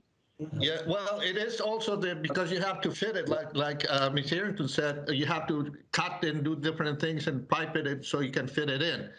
But I guess that's the number that we come up with. So it will be a comparable solution, but I don't know if how you separate the installation costs from a very sophisticated water system when our canister and filter is doing the job for $160, but then you have to put the burden on the residents to spend almost $2,000 to install it. Right, I understand that. Yeah, and would it be like similar across the board for all 11 homes as far as installation? Pretty much. Yeah. Pretty much. Paul Buckley told me that pretty much, and that's what it's gonna take. Okay. All right. You've answered my questions. Thank you very much. No problem. Thank you, Councilwoman. Any other questions at this time? Hearing none, I'd like to say thank you so very much to staff for your presentation this evening. We appreciate it. And I know we have some action items going forward. So again, thank you so very much. At this time, you're welcome, Mayor. Oh, thank you. At this time, we're going to move on to the auditor's annual presentation. I believe Byron Matthews is going to take the lead on that, or city staff, whoever's up next. Thank you, Mr. Mayor. Again, this is Byron Matthews from the... I'm sorry, Byron, Mr. Mayor? Yes. Okay, pardon me, Byron. Mr. Mayor, I'd like to make a motion, introduce a motion to have staff sit with Ms. Harrington and discuss her solution and to go over her pricing and things of that nature. Because Mr. Gallagher's filter was successful. And again, I say to you, he says that it has made his life better. This may be an advantage, just a advantage, but people need clean drinking water today. So I like to make a motion to direct. If you don't mind, Councilman, I don't think we need to do a motion for that. I think. I'm sorry, Mr. Mayor, I was just informed by the city manager, we didn't need a motion to do so. So we're fine. Okay, thank you, Mr. Mayor. Thank you. Thank you. All right, moving right ahead along again. I will turn it back over to Byron Matthews. Thank you, Mr. Mayor. Again, this is Byron Matthews from the Finance Department. This evening, we have a representative, Craig Busick, the principal from Clifton Larson Allen. They have been the city's auditors since 2017. The firm has a variety of clients from nonprofit to governments. They have over 200,000 clients, over 7,400 staff members, and 120 different locations.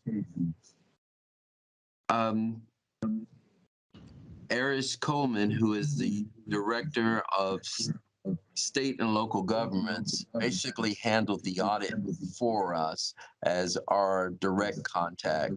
And as again, I said, Mr. Busick is the principal auditor, and he will be giving the presentation this evening. Greg? Thank you, Mr. Mayor. Hey, good evening, Mr. Busick. Please go right ahead. All right, so I'm going to share my screen and walk you through the presentation.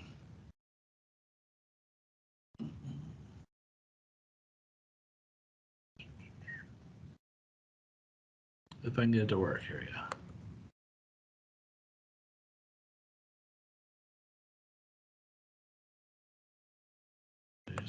Pass this out.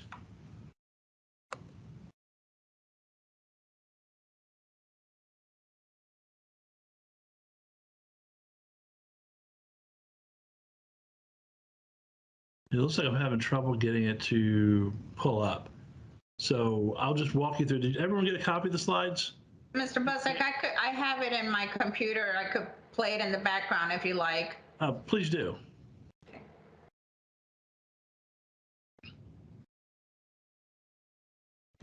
All right, so you want to just jump to the next slide? 1 second. Here it goes.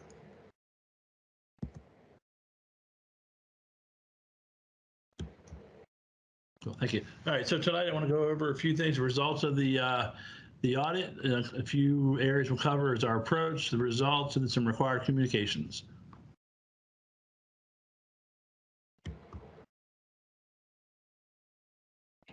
Someone has an extra screen and open.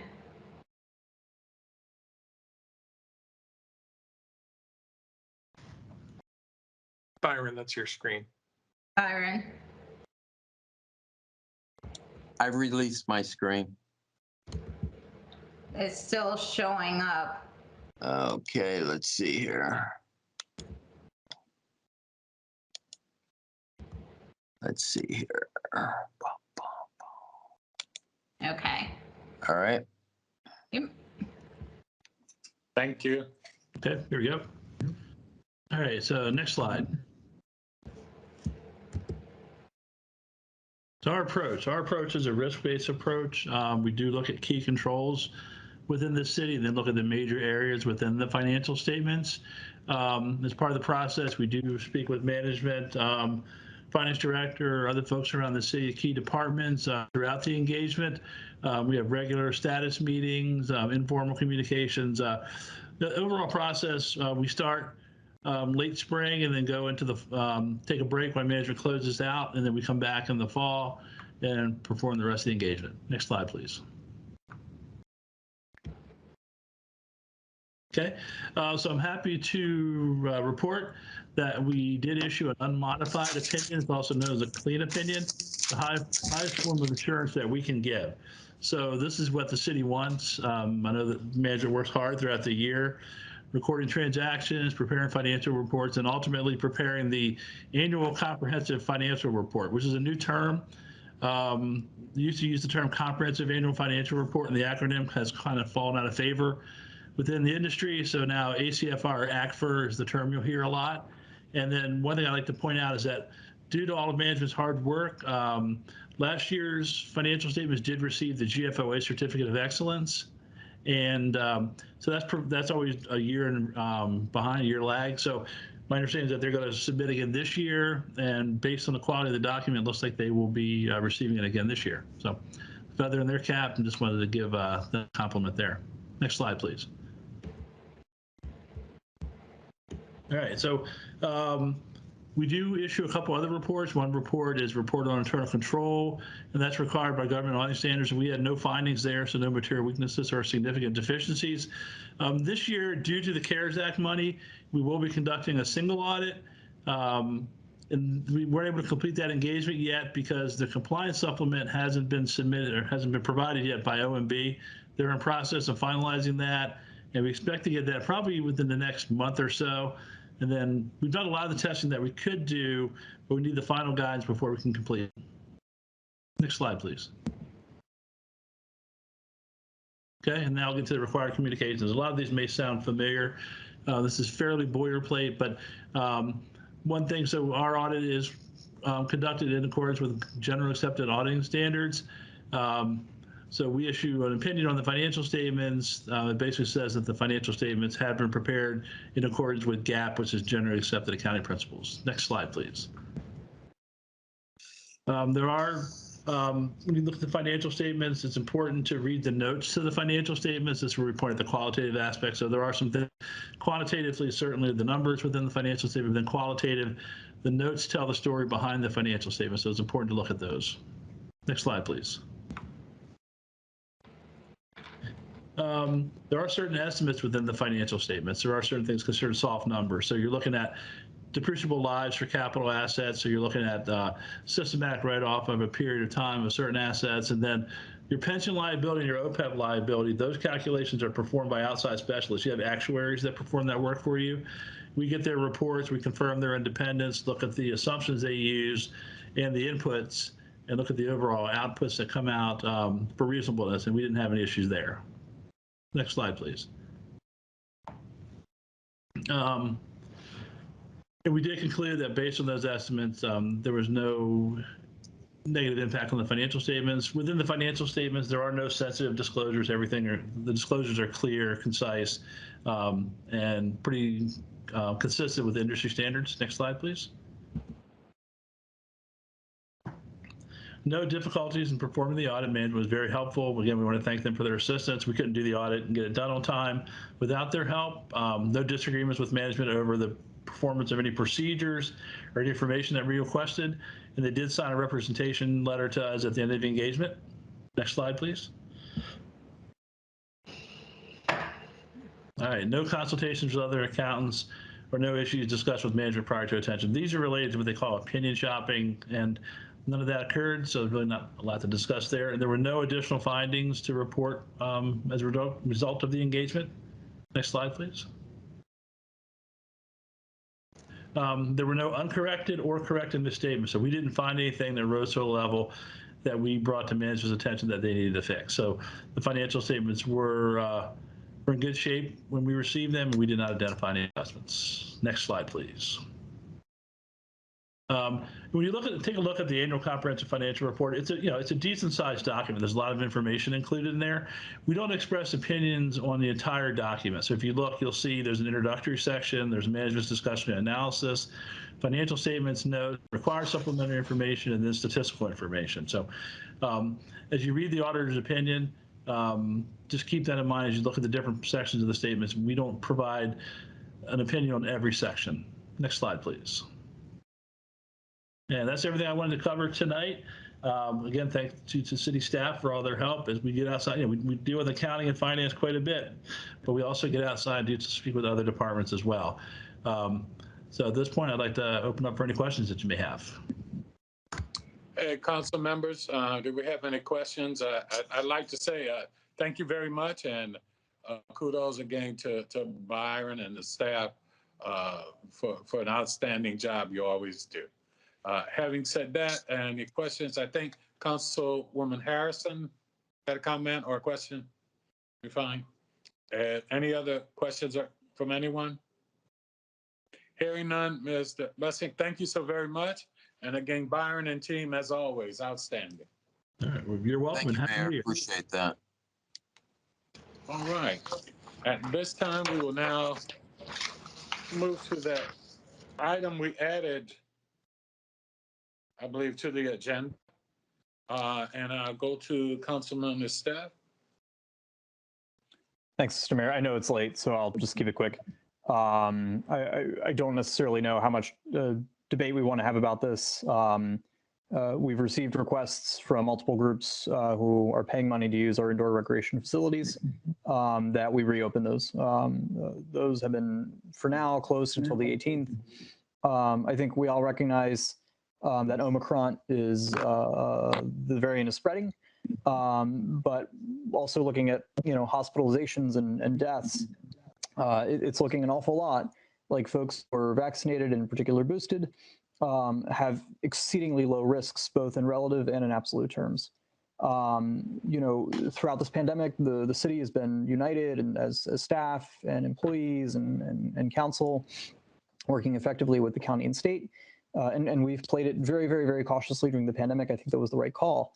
But now, as vaccination rates, especially in the local area, are very, very high, I know as a policymaker, as someone who lives in the community and interacts an awful lot with residents, my confidence level is higher. I know that of my residents, their confidence level certainly is much higher.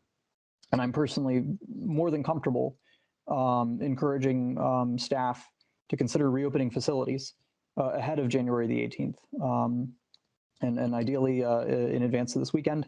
And that's what I would throw out there for my colleagues for consideration.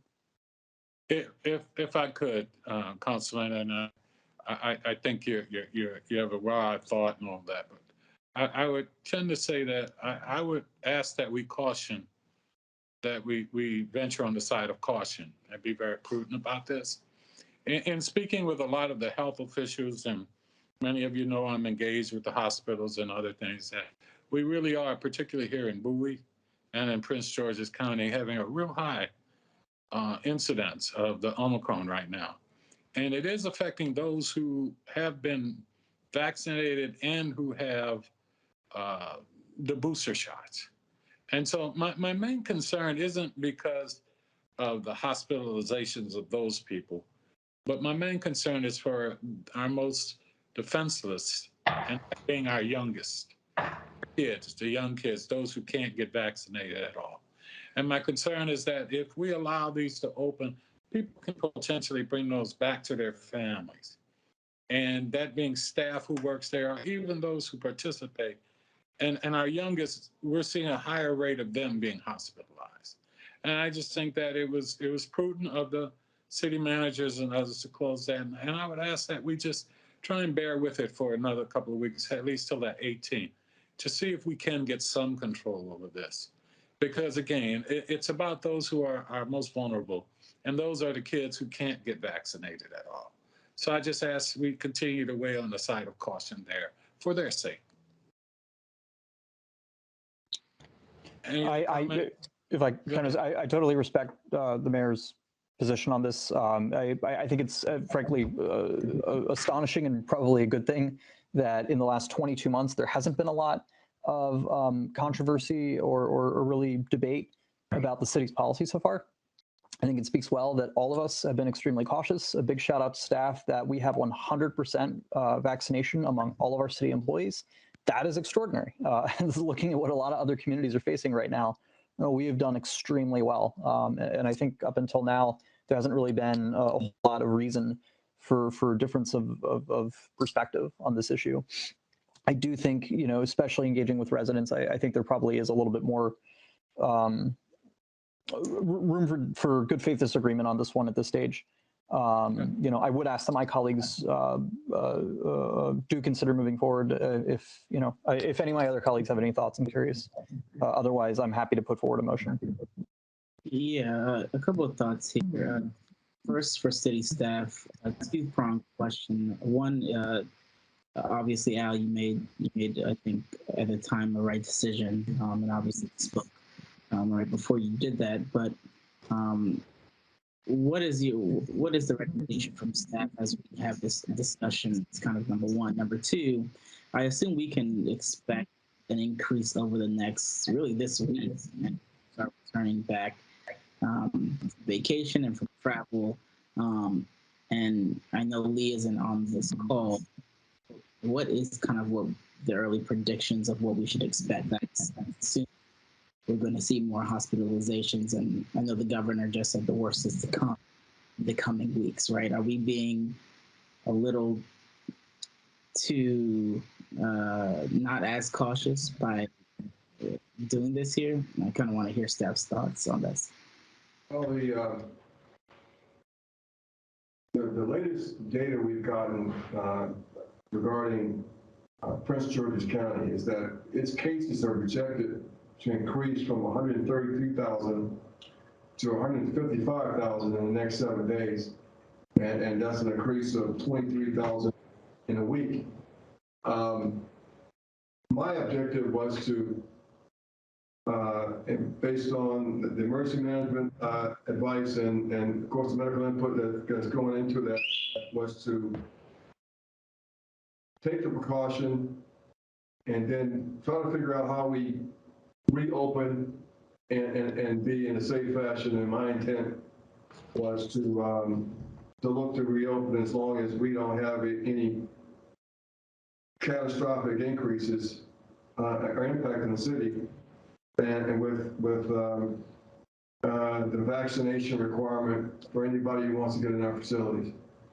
That's what I would like to do. Yeah, but if we could take a couple of weeks to the 18th and see how things go and ride this out of it. I've been reading that some of the experts believe that the Omicron variant will die out quickly, as it has in other places in the world. Maybe that's what the county exec had in mind. I don't know. But I do know one thing. For some reason, it's inexplicable. The infection rates, the death rates, the hospitalization rates in this county double compared to the state of Maryland. Always. It's amazing why that happens. Don't know why, but that's one of the reasons why I guess the county tech took that step. But of course, we're flexible. We'll do what you want us to do. Yeah, well, let's not get into that now. I appreciate the thought. Look, here are my thoughts overall. I mean, the governor has made a mention it's going to be the next few weeks. And I do sympathize with folks, right, who have gotten vaccinated, have gotten boosted, and really like they should and they want to, right? I guess my positioning is more so in the sense that I'm curious to see what the week's numbers look like, right? The incubation period is shorter for the Omicron variant, and then the variant, and I'm interested to see what that looks like, right? So I'm not opposed to moving it up from the 18th to a different date, but I also don't want to immediately start opening facilities tomorrow, especially as we're coming off of the New Year's wave. I think that may be a bit irresponsible. I'm open to looking at next month as a date as we look at the data and come together as a group and try to make that decision. But I don't know if we should be opening it immediately right after the New Year's inevitable spread. So that's my position. Mr. Mayor. Oh. Mr. Mayor. Go to Councilwoman Harrison had her hand up first. Okay. I'll come you to Councilmember Honorary Gardner. Okay. Thank you. Councilwoman. Yes, I do. Based on a conversation I had earlier today, I did some checking, and the rates have been increasing for our younger population. And I know that I'm guessing as far as our residents that come to the ice rink, they may be some that aren't. Will there be younger members coming that aren't necessarily in the vaccination rate? Or would we require them to be, anyone who comes into the ice rink to be vaccinated? I'm asking that question of staff.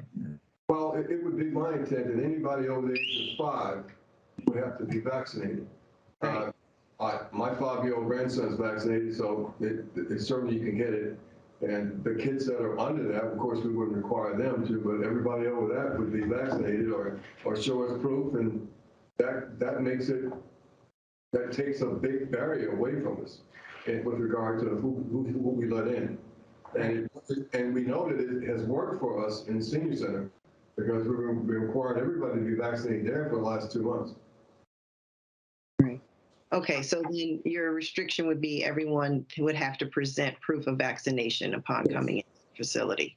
Yeah, and then wear masks and social distance where you can, and the way we've done in the senior center, it's worked for us there. Okay, all right, thank you. Councilmember Gardner? Yes, Mr. Mayor. I wanted to say first, thank you for letting me go now, but I understand both yourself and Councilmember and Mayor Pro Tem Boafo and your concerns for the public. I am too also concerned about the rise and increase in numbers. It is frightening. However, there are individuals who have been vaccinated fully and booster, and they have their CDC card to present. As the city manager and Councilmember Harrison pulled out, was that individuals who are to be vaccinated, age 5 and above, I would say we just keep those restrictions in place. I feel like, just maybe it's a personal thing, but I feel as though the country is suffering because of those who are not vaccinated, and life has been pulled to a screeching halt because of that. And it's rather unfortunate. And these are young people who want to skate. These are young people who want to use our recreational facilities. These are seniors who want to access to the senior center, as well as our golfers who want access to the golf course. It's my opinion that if an individual is fully vaccinated and has their booster, and we have them obeying the rules of wearing a mask and with social distancing, as the city manager stated, where it can occur, I'm okay with that. I have to be honest with you. My personal opinion on that. Yeah. Thank you, Mr. Mayor. I would support opening those facilities with those guidelines and restrictions in place. We have to start generating revenue. The city's lost revenue, and Mr. Mayor, a lot of businesses, if you go over to the Bowie Town Center, that place is almost like a ghost town. And not just ours, but Annapolis Mall, Pentagon City Mall, Columbia Mall, these retailers have closed their doors permanently because people are staying home. And if we can get just a small group of people who want to go out and continue life, then by all means, allow them to do so. I understand your perspective there, but I will state again, in talking with the health experts, and that was again today, that we have to understand that this Omicron variant is affecting people who have been vaccinated and who have had their boosters as well. So this isn't just to those who have not vaccinated a booster. So again, it's just trying to go with the health experts, with the county exec, but we're trying to do to just keep the masses safe.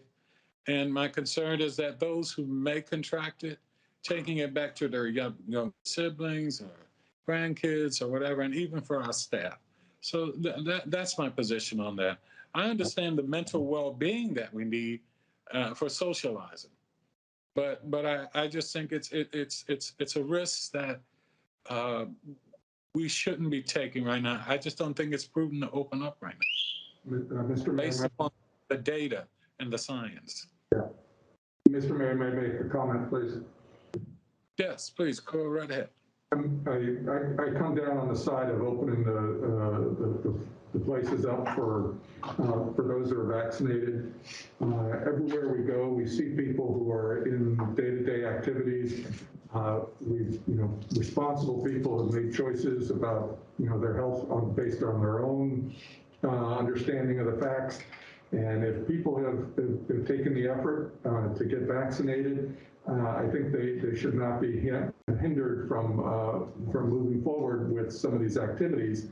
And I think that everybody can make the judgment that says, hey, if I have somebody who's at risk at home, I should not, even if I am vaccinated, I should refrain from participating in or engaging in this type of activity, or whether it's flying or going to the grocery store or going to the gym. We all have to make those decisions at some point in time. And I think that at this point, we ought to not be making it difficult for those who have done the right thing and gotten the vaccines, and allow those folks to participate fully in society to the extent that we're able to provide the infrastructure. I respect your thought process there, and I do. But the other people that it affects are city staff who have to work there as well, and they don't get that choice. And so again, just trying to cut back on it. So again, but I understand your position. I truly do. Was there anybody else comment? Yeah, I just want to get a couple clarifications. Yes, please go ahead, Pro Tem. First, Al, we're doing vaccination requirements for anyone over 5. Are we doing mask requirements for everybody as well?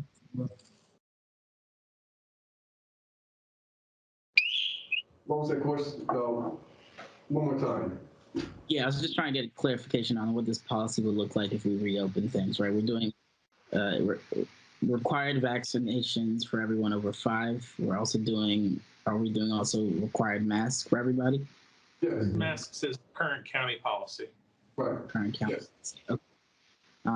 And then obviously the CDC put out some new guidelines about, now I'm talking on the staff level, about staff getting sick, and with the quarantine period should be the city saying, look, we're going to follow what the CDC guidelines are. Are we still allowing people up to the full day, 10 days? What does that look like? Because I think the mayor made a good point in terms of staff may get sick or may contract it, not just from work, but from the outside environment as well.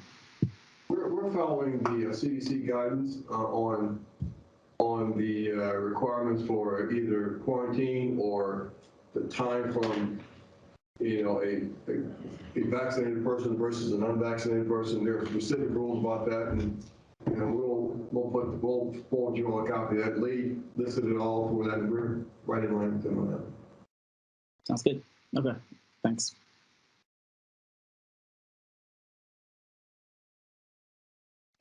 I think you might be on mute, Mr. Mayor. I'm looking around to see if there's any other hands. Anyone, any comment?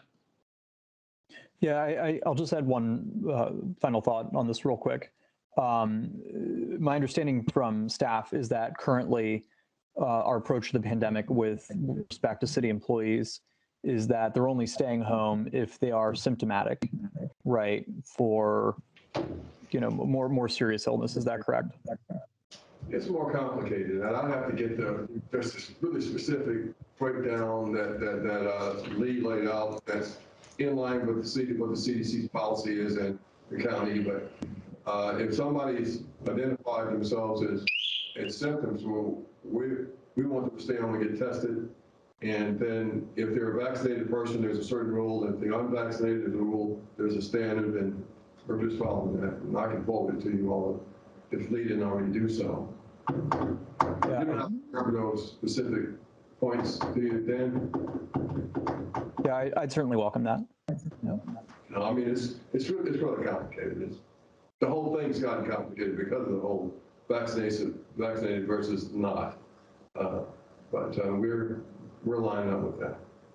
So, and I'll just add, as far as I know, the groups that have reached out to us expressing a desire to open up, are saying that, their members are overwhelmingly vaccinated and they have no compunctions about being required to show proof of vaccination in order to be able to use the facilities. Would staff on the city employee end have any trouble being able to implement that? We're already doing it at the senior center for our recreation facilities. Would staff have any issues being able to implement a vaccine proof requirement? When large groups of people come in, but we're prepared to do it. I had a discussion with with the director today about that issue.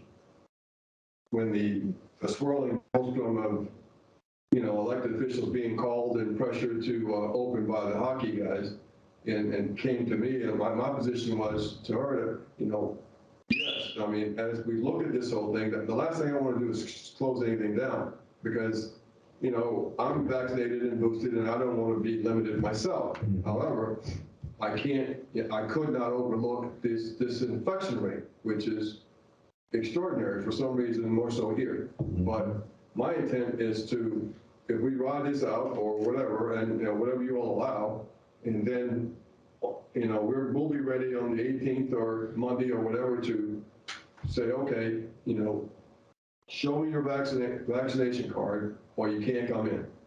And it'll take a little longer. Maybe we'll need some extra people around there to do that when you have a big hockey team, but we're prepared to execute. And it's worked for us in the senior center. I know. Yeah. And I mean, I get that the Omicron spreads quickly. As far as we know, and if someone has better information, I'm all ears. This is a sincere desire to talk this through. I know it's tough, and I know it's very late. But as far as we can tell, this point of pandemic of the unvaccinated, right? My understanding is that if you've been vaccinated and boosted, your odds with Omicron of ending up in the hospital or dying is in both relative and absolute terms very, very, very low. Much less. Am I wrong in understanding that? No, that's correct. I mean, in my family, my brother-in-law, who was unvaccinated, is in his 50s, and he caught it, and he's in the hospital. I know other people who had breakthroughs who were at home with flu symptoms, but they're okay. And so that's true. One of the things we're going to eventually have to get around to is the requirement to have people boosted. And I project that we'll be getting to the point of making that a requirement within the next 3 months. Just because this COVID-19 is so persistent, it won't go away and it won't back off. But the only way to survive it is to be either vaccinated or boosted, or you have to go hide yourself in the corner and not go anywhere.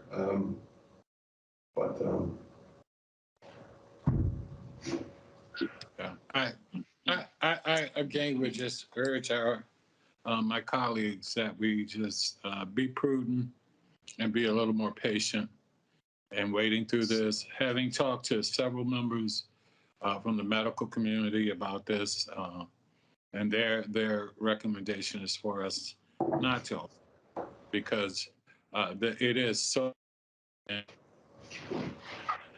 Mayor Pro Governor and others, and that is with New Year's just coming by and the holidays and people returning, we're probably going to see an influx.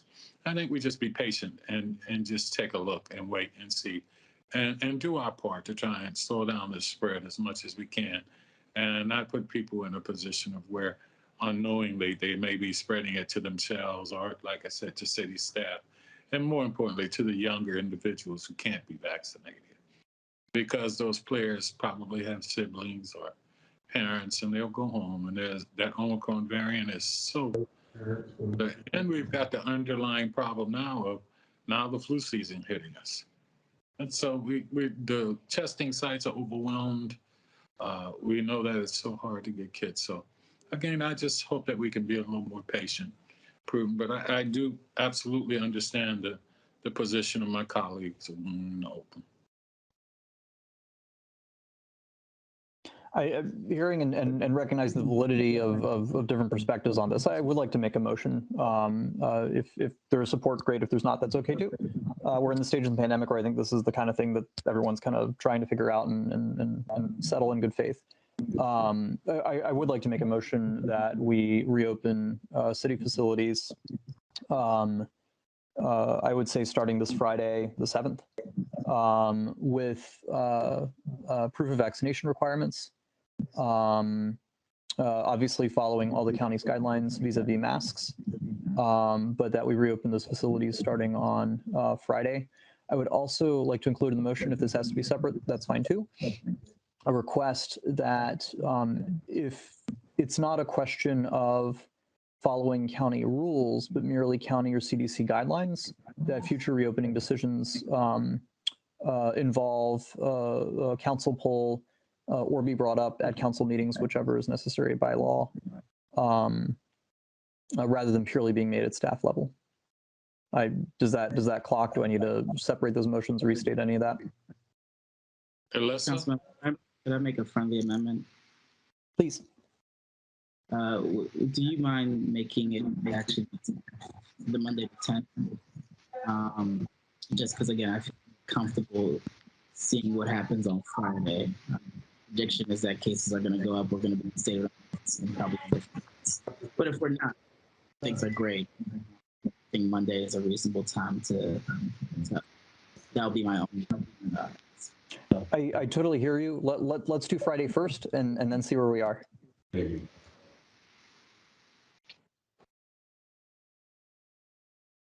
Alyssa, do we have to have two separate motions there, or? I'm gonna, I guess I'm hedging. If council feels that they understand and can vote on the motion in its compound form, you can proceed, but the risk is that you get a vote against it because someone is opposed to part, but not all of the motion. So I'll leave that to Mr. Estep to determine how he wants to proceed on that. Michael? Happy to proceed with the motion as stated. Okay, it's been moved. And if we could restate, I believe it says that we open all facilities on this coming Friday, and that in the future that the city staff come to council for guidelines regarding closures that are simply based on recommendations or the actions of the county executive. Is that pretty much where we're going with this? And someone help me out here if I got it wrong. That's correct. The only other part just being proof of vaccination for recreation facilities in the senior center. Proof of vaccination. It's been moved. Oh, I like to second that. I'll second. Moved and second. Any discussion? Councilwoman Harrison? Just a quick point, kind of piggybacking on what Mayor Pro Tem suggested as far as moving it to Monday. But could we, Michael, maybe look at the number of cases, or if the cases are at a certain level in the city, we may want to reconsider making it opening on Monday. You know what I mean? So let's say our cases go up by, 25,000. I'm just saying, in the city of Bowie, we may want to say, well, maybe it's not a good idea to move forward with that by Friday because it is on Monday. So, and they are predicting that the cases go up a certain amount. I 100% hear that. I'm 100% open to amending the motion. That's we do like a council poll, say this Thursday, where we give ourselves the ability to reevaluate. Oh, that'd be great. Yeah, and look, the county executive may very well decide on tomorrow, right? Everything's closed. So this, depending on at their discretion, this may end up not being our decision, depending on how things shake out. But 100% happy to also add a council poll Thursday, allowing us to reconsider. I appreciate that suggestion. My question is, do we need to vote on it, or can we just do the poll on Thursday? Yeah, just clarification. Those were three different motions that also kind of contradict. Yeah, so that's my question. Can we? And can I call the question and ask that we vote on this one? And if we don't get for it, that's 100% okay. It won't be offended, but and then we can go back and revisit. So just for clarification. Yeah. We're on the question to vote on the motion, which states that we will reopen on Friday, and that for all future reopening decisions, council poll and involvement must That's the motion, right? And that everyone must present a CDC card showing vaccination and booster. Was that or any proof of vaccination that the Yeah, city any currently proof of accepts. vaccination. Proof of vaccination. Yeah. And the poll is not included. The council poll on Not included in this. In the motion. No, it wouldn't be included. I was just making a statement. It was part of a discussion. So however we want to handle that is great, but I would feel more comfortable if we could reevaluate before moving forward with opening on Friday. That's all. Okay, it's been moved and properly second. Oh, go ahead. What were you going to say? Mayor Pro Tem? No, I was just making a statement saying that I agree with Councilwoman Harrison that I think it needs to be further evaluated on Thursday. So, you know, I should, he's called questions. Let's vote. Mr. Mayor, I do request a roll call vote though. Thank you. Okay, and it's requested for a roll call vote. At this time, City Clerk, will you call the vote, please? I will go first, and based on my concern for the health and safety of the citizens and the health and safety of our city staff and our young people, I vote no. Mayor Pro Tem Boffo?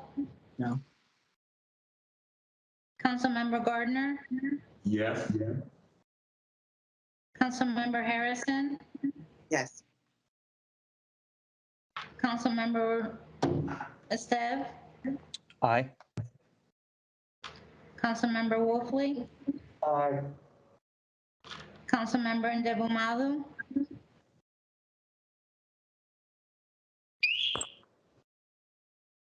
Councilmember Ndebumalu?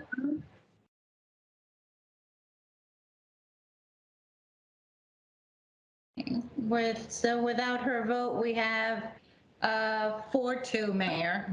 So the ayes have it. Okay. Motion carries. Councilwoman Harrison, you have your hand up? Yes. Can I now move that we take a poll on Thursday to reevaluate? Yes. I'll second that. I second. Yes. Moved and second that we take a poll on Thursday as to whether or not we should proceed with the opening Friday. Okay. Any discussion? Hearing none. I don't think we need a poll. Well, you know what? Go ahead, Will, to do another poll. Okay. Mayor Adams? Yes. Mayor Pro Tem Boffo? Aye.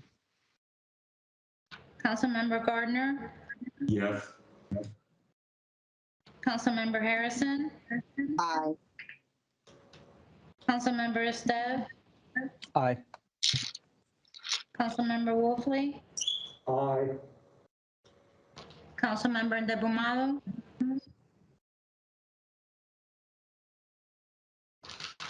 Ayes have it, Mayor. 6-0. Okay. Hey, I think I'd like to say to all the citizens, on behalf of the council as a whole and from the staff, Happy New Year. Asking everyone to please stay safe. To city staff, as always, thank you so very, very much for all your support that you did last year and all that you started this year with. To my fellow council members, again, Happy New Year, and please stay safe at this time. And I will entertain the motion. Mr. Mayor, I'd like to make a motion to adjourn and move to session. To adjourn to closed session under statute authority Maryland annotated code state in article subsection 3-305B1 to discuss the appointment, employment, assignment, promotion, discipline, demotion, compensation, removal, resignation, or performance evaluation of appointees, employees, or officials over whom this public body has jurisdiction. Any other personnel matter that affects one or more specific individual, and subsection 3-305B7 to consult with counsel in subsection 305B8. So staff, consultants, and others. other individuals litigation. Right. Second. It's been second. All in favor, aye. Aye. Ayes have it. We will be moving to closed session. Thank you, everyone, and good night to our citizens and those staff who participate. Good night. The four of you would, oh, never mind. I guess he logged off.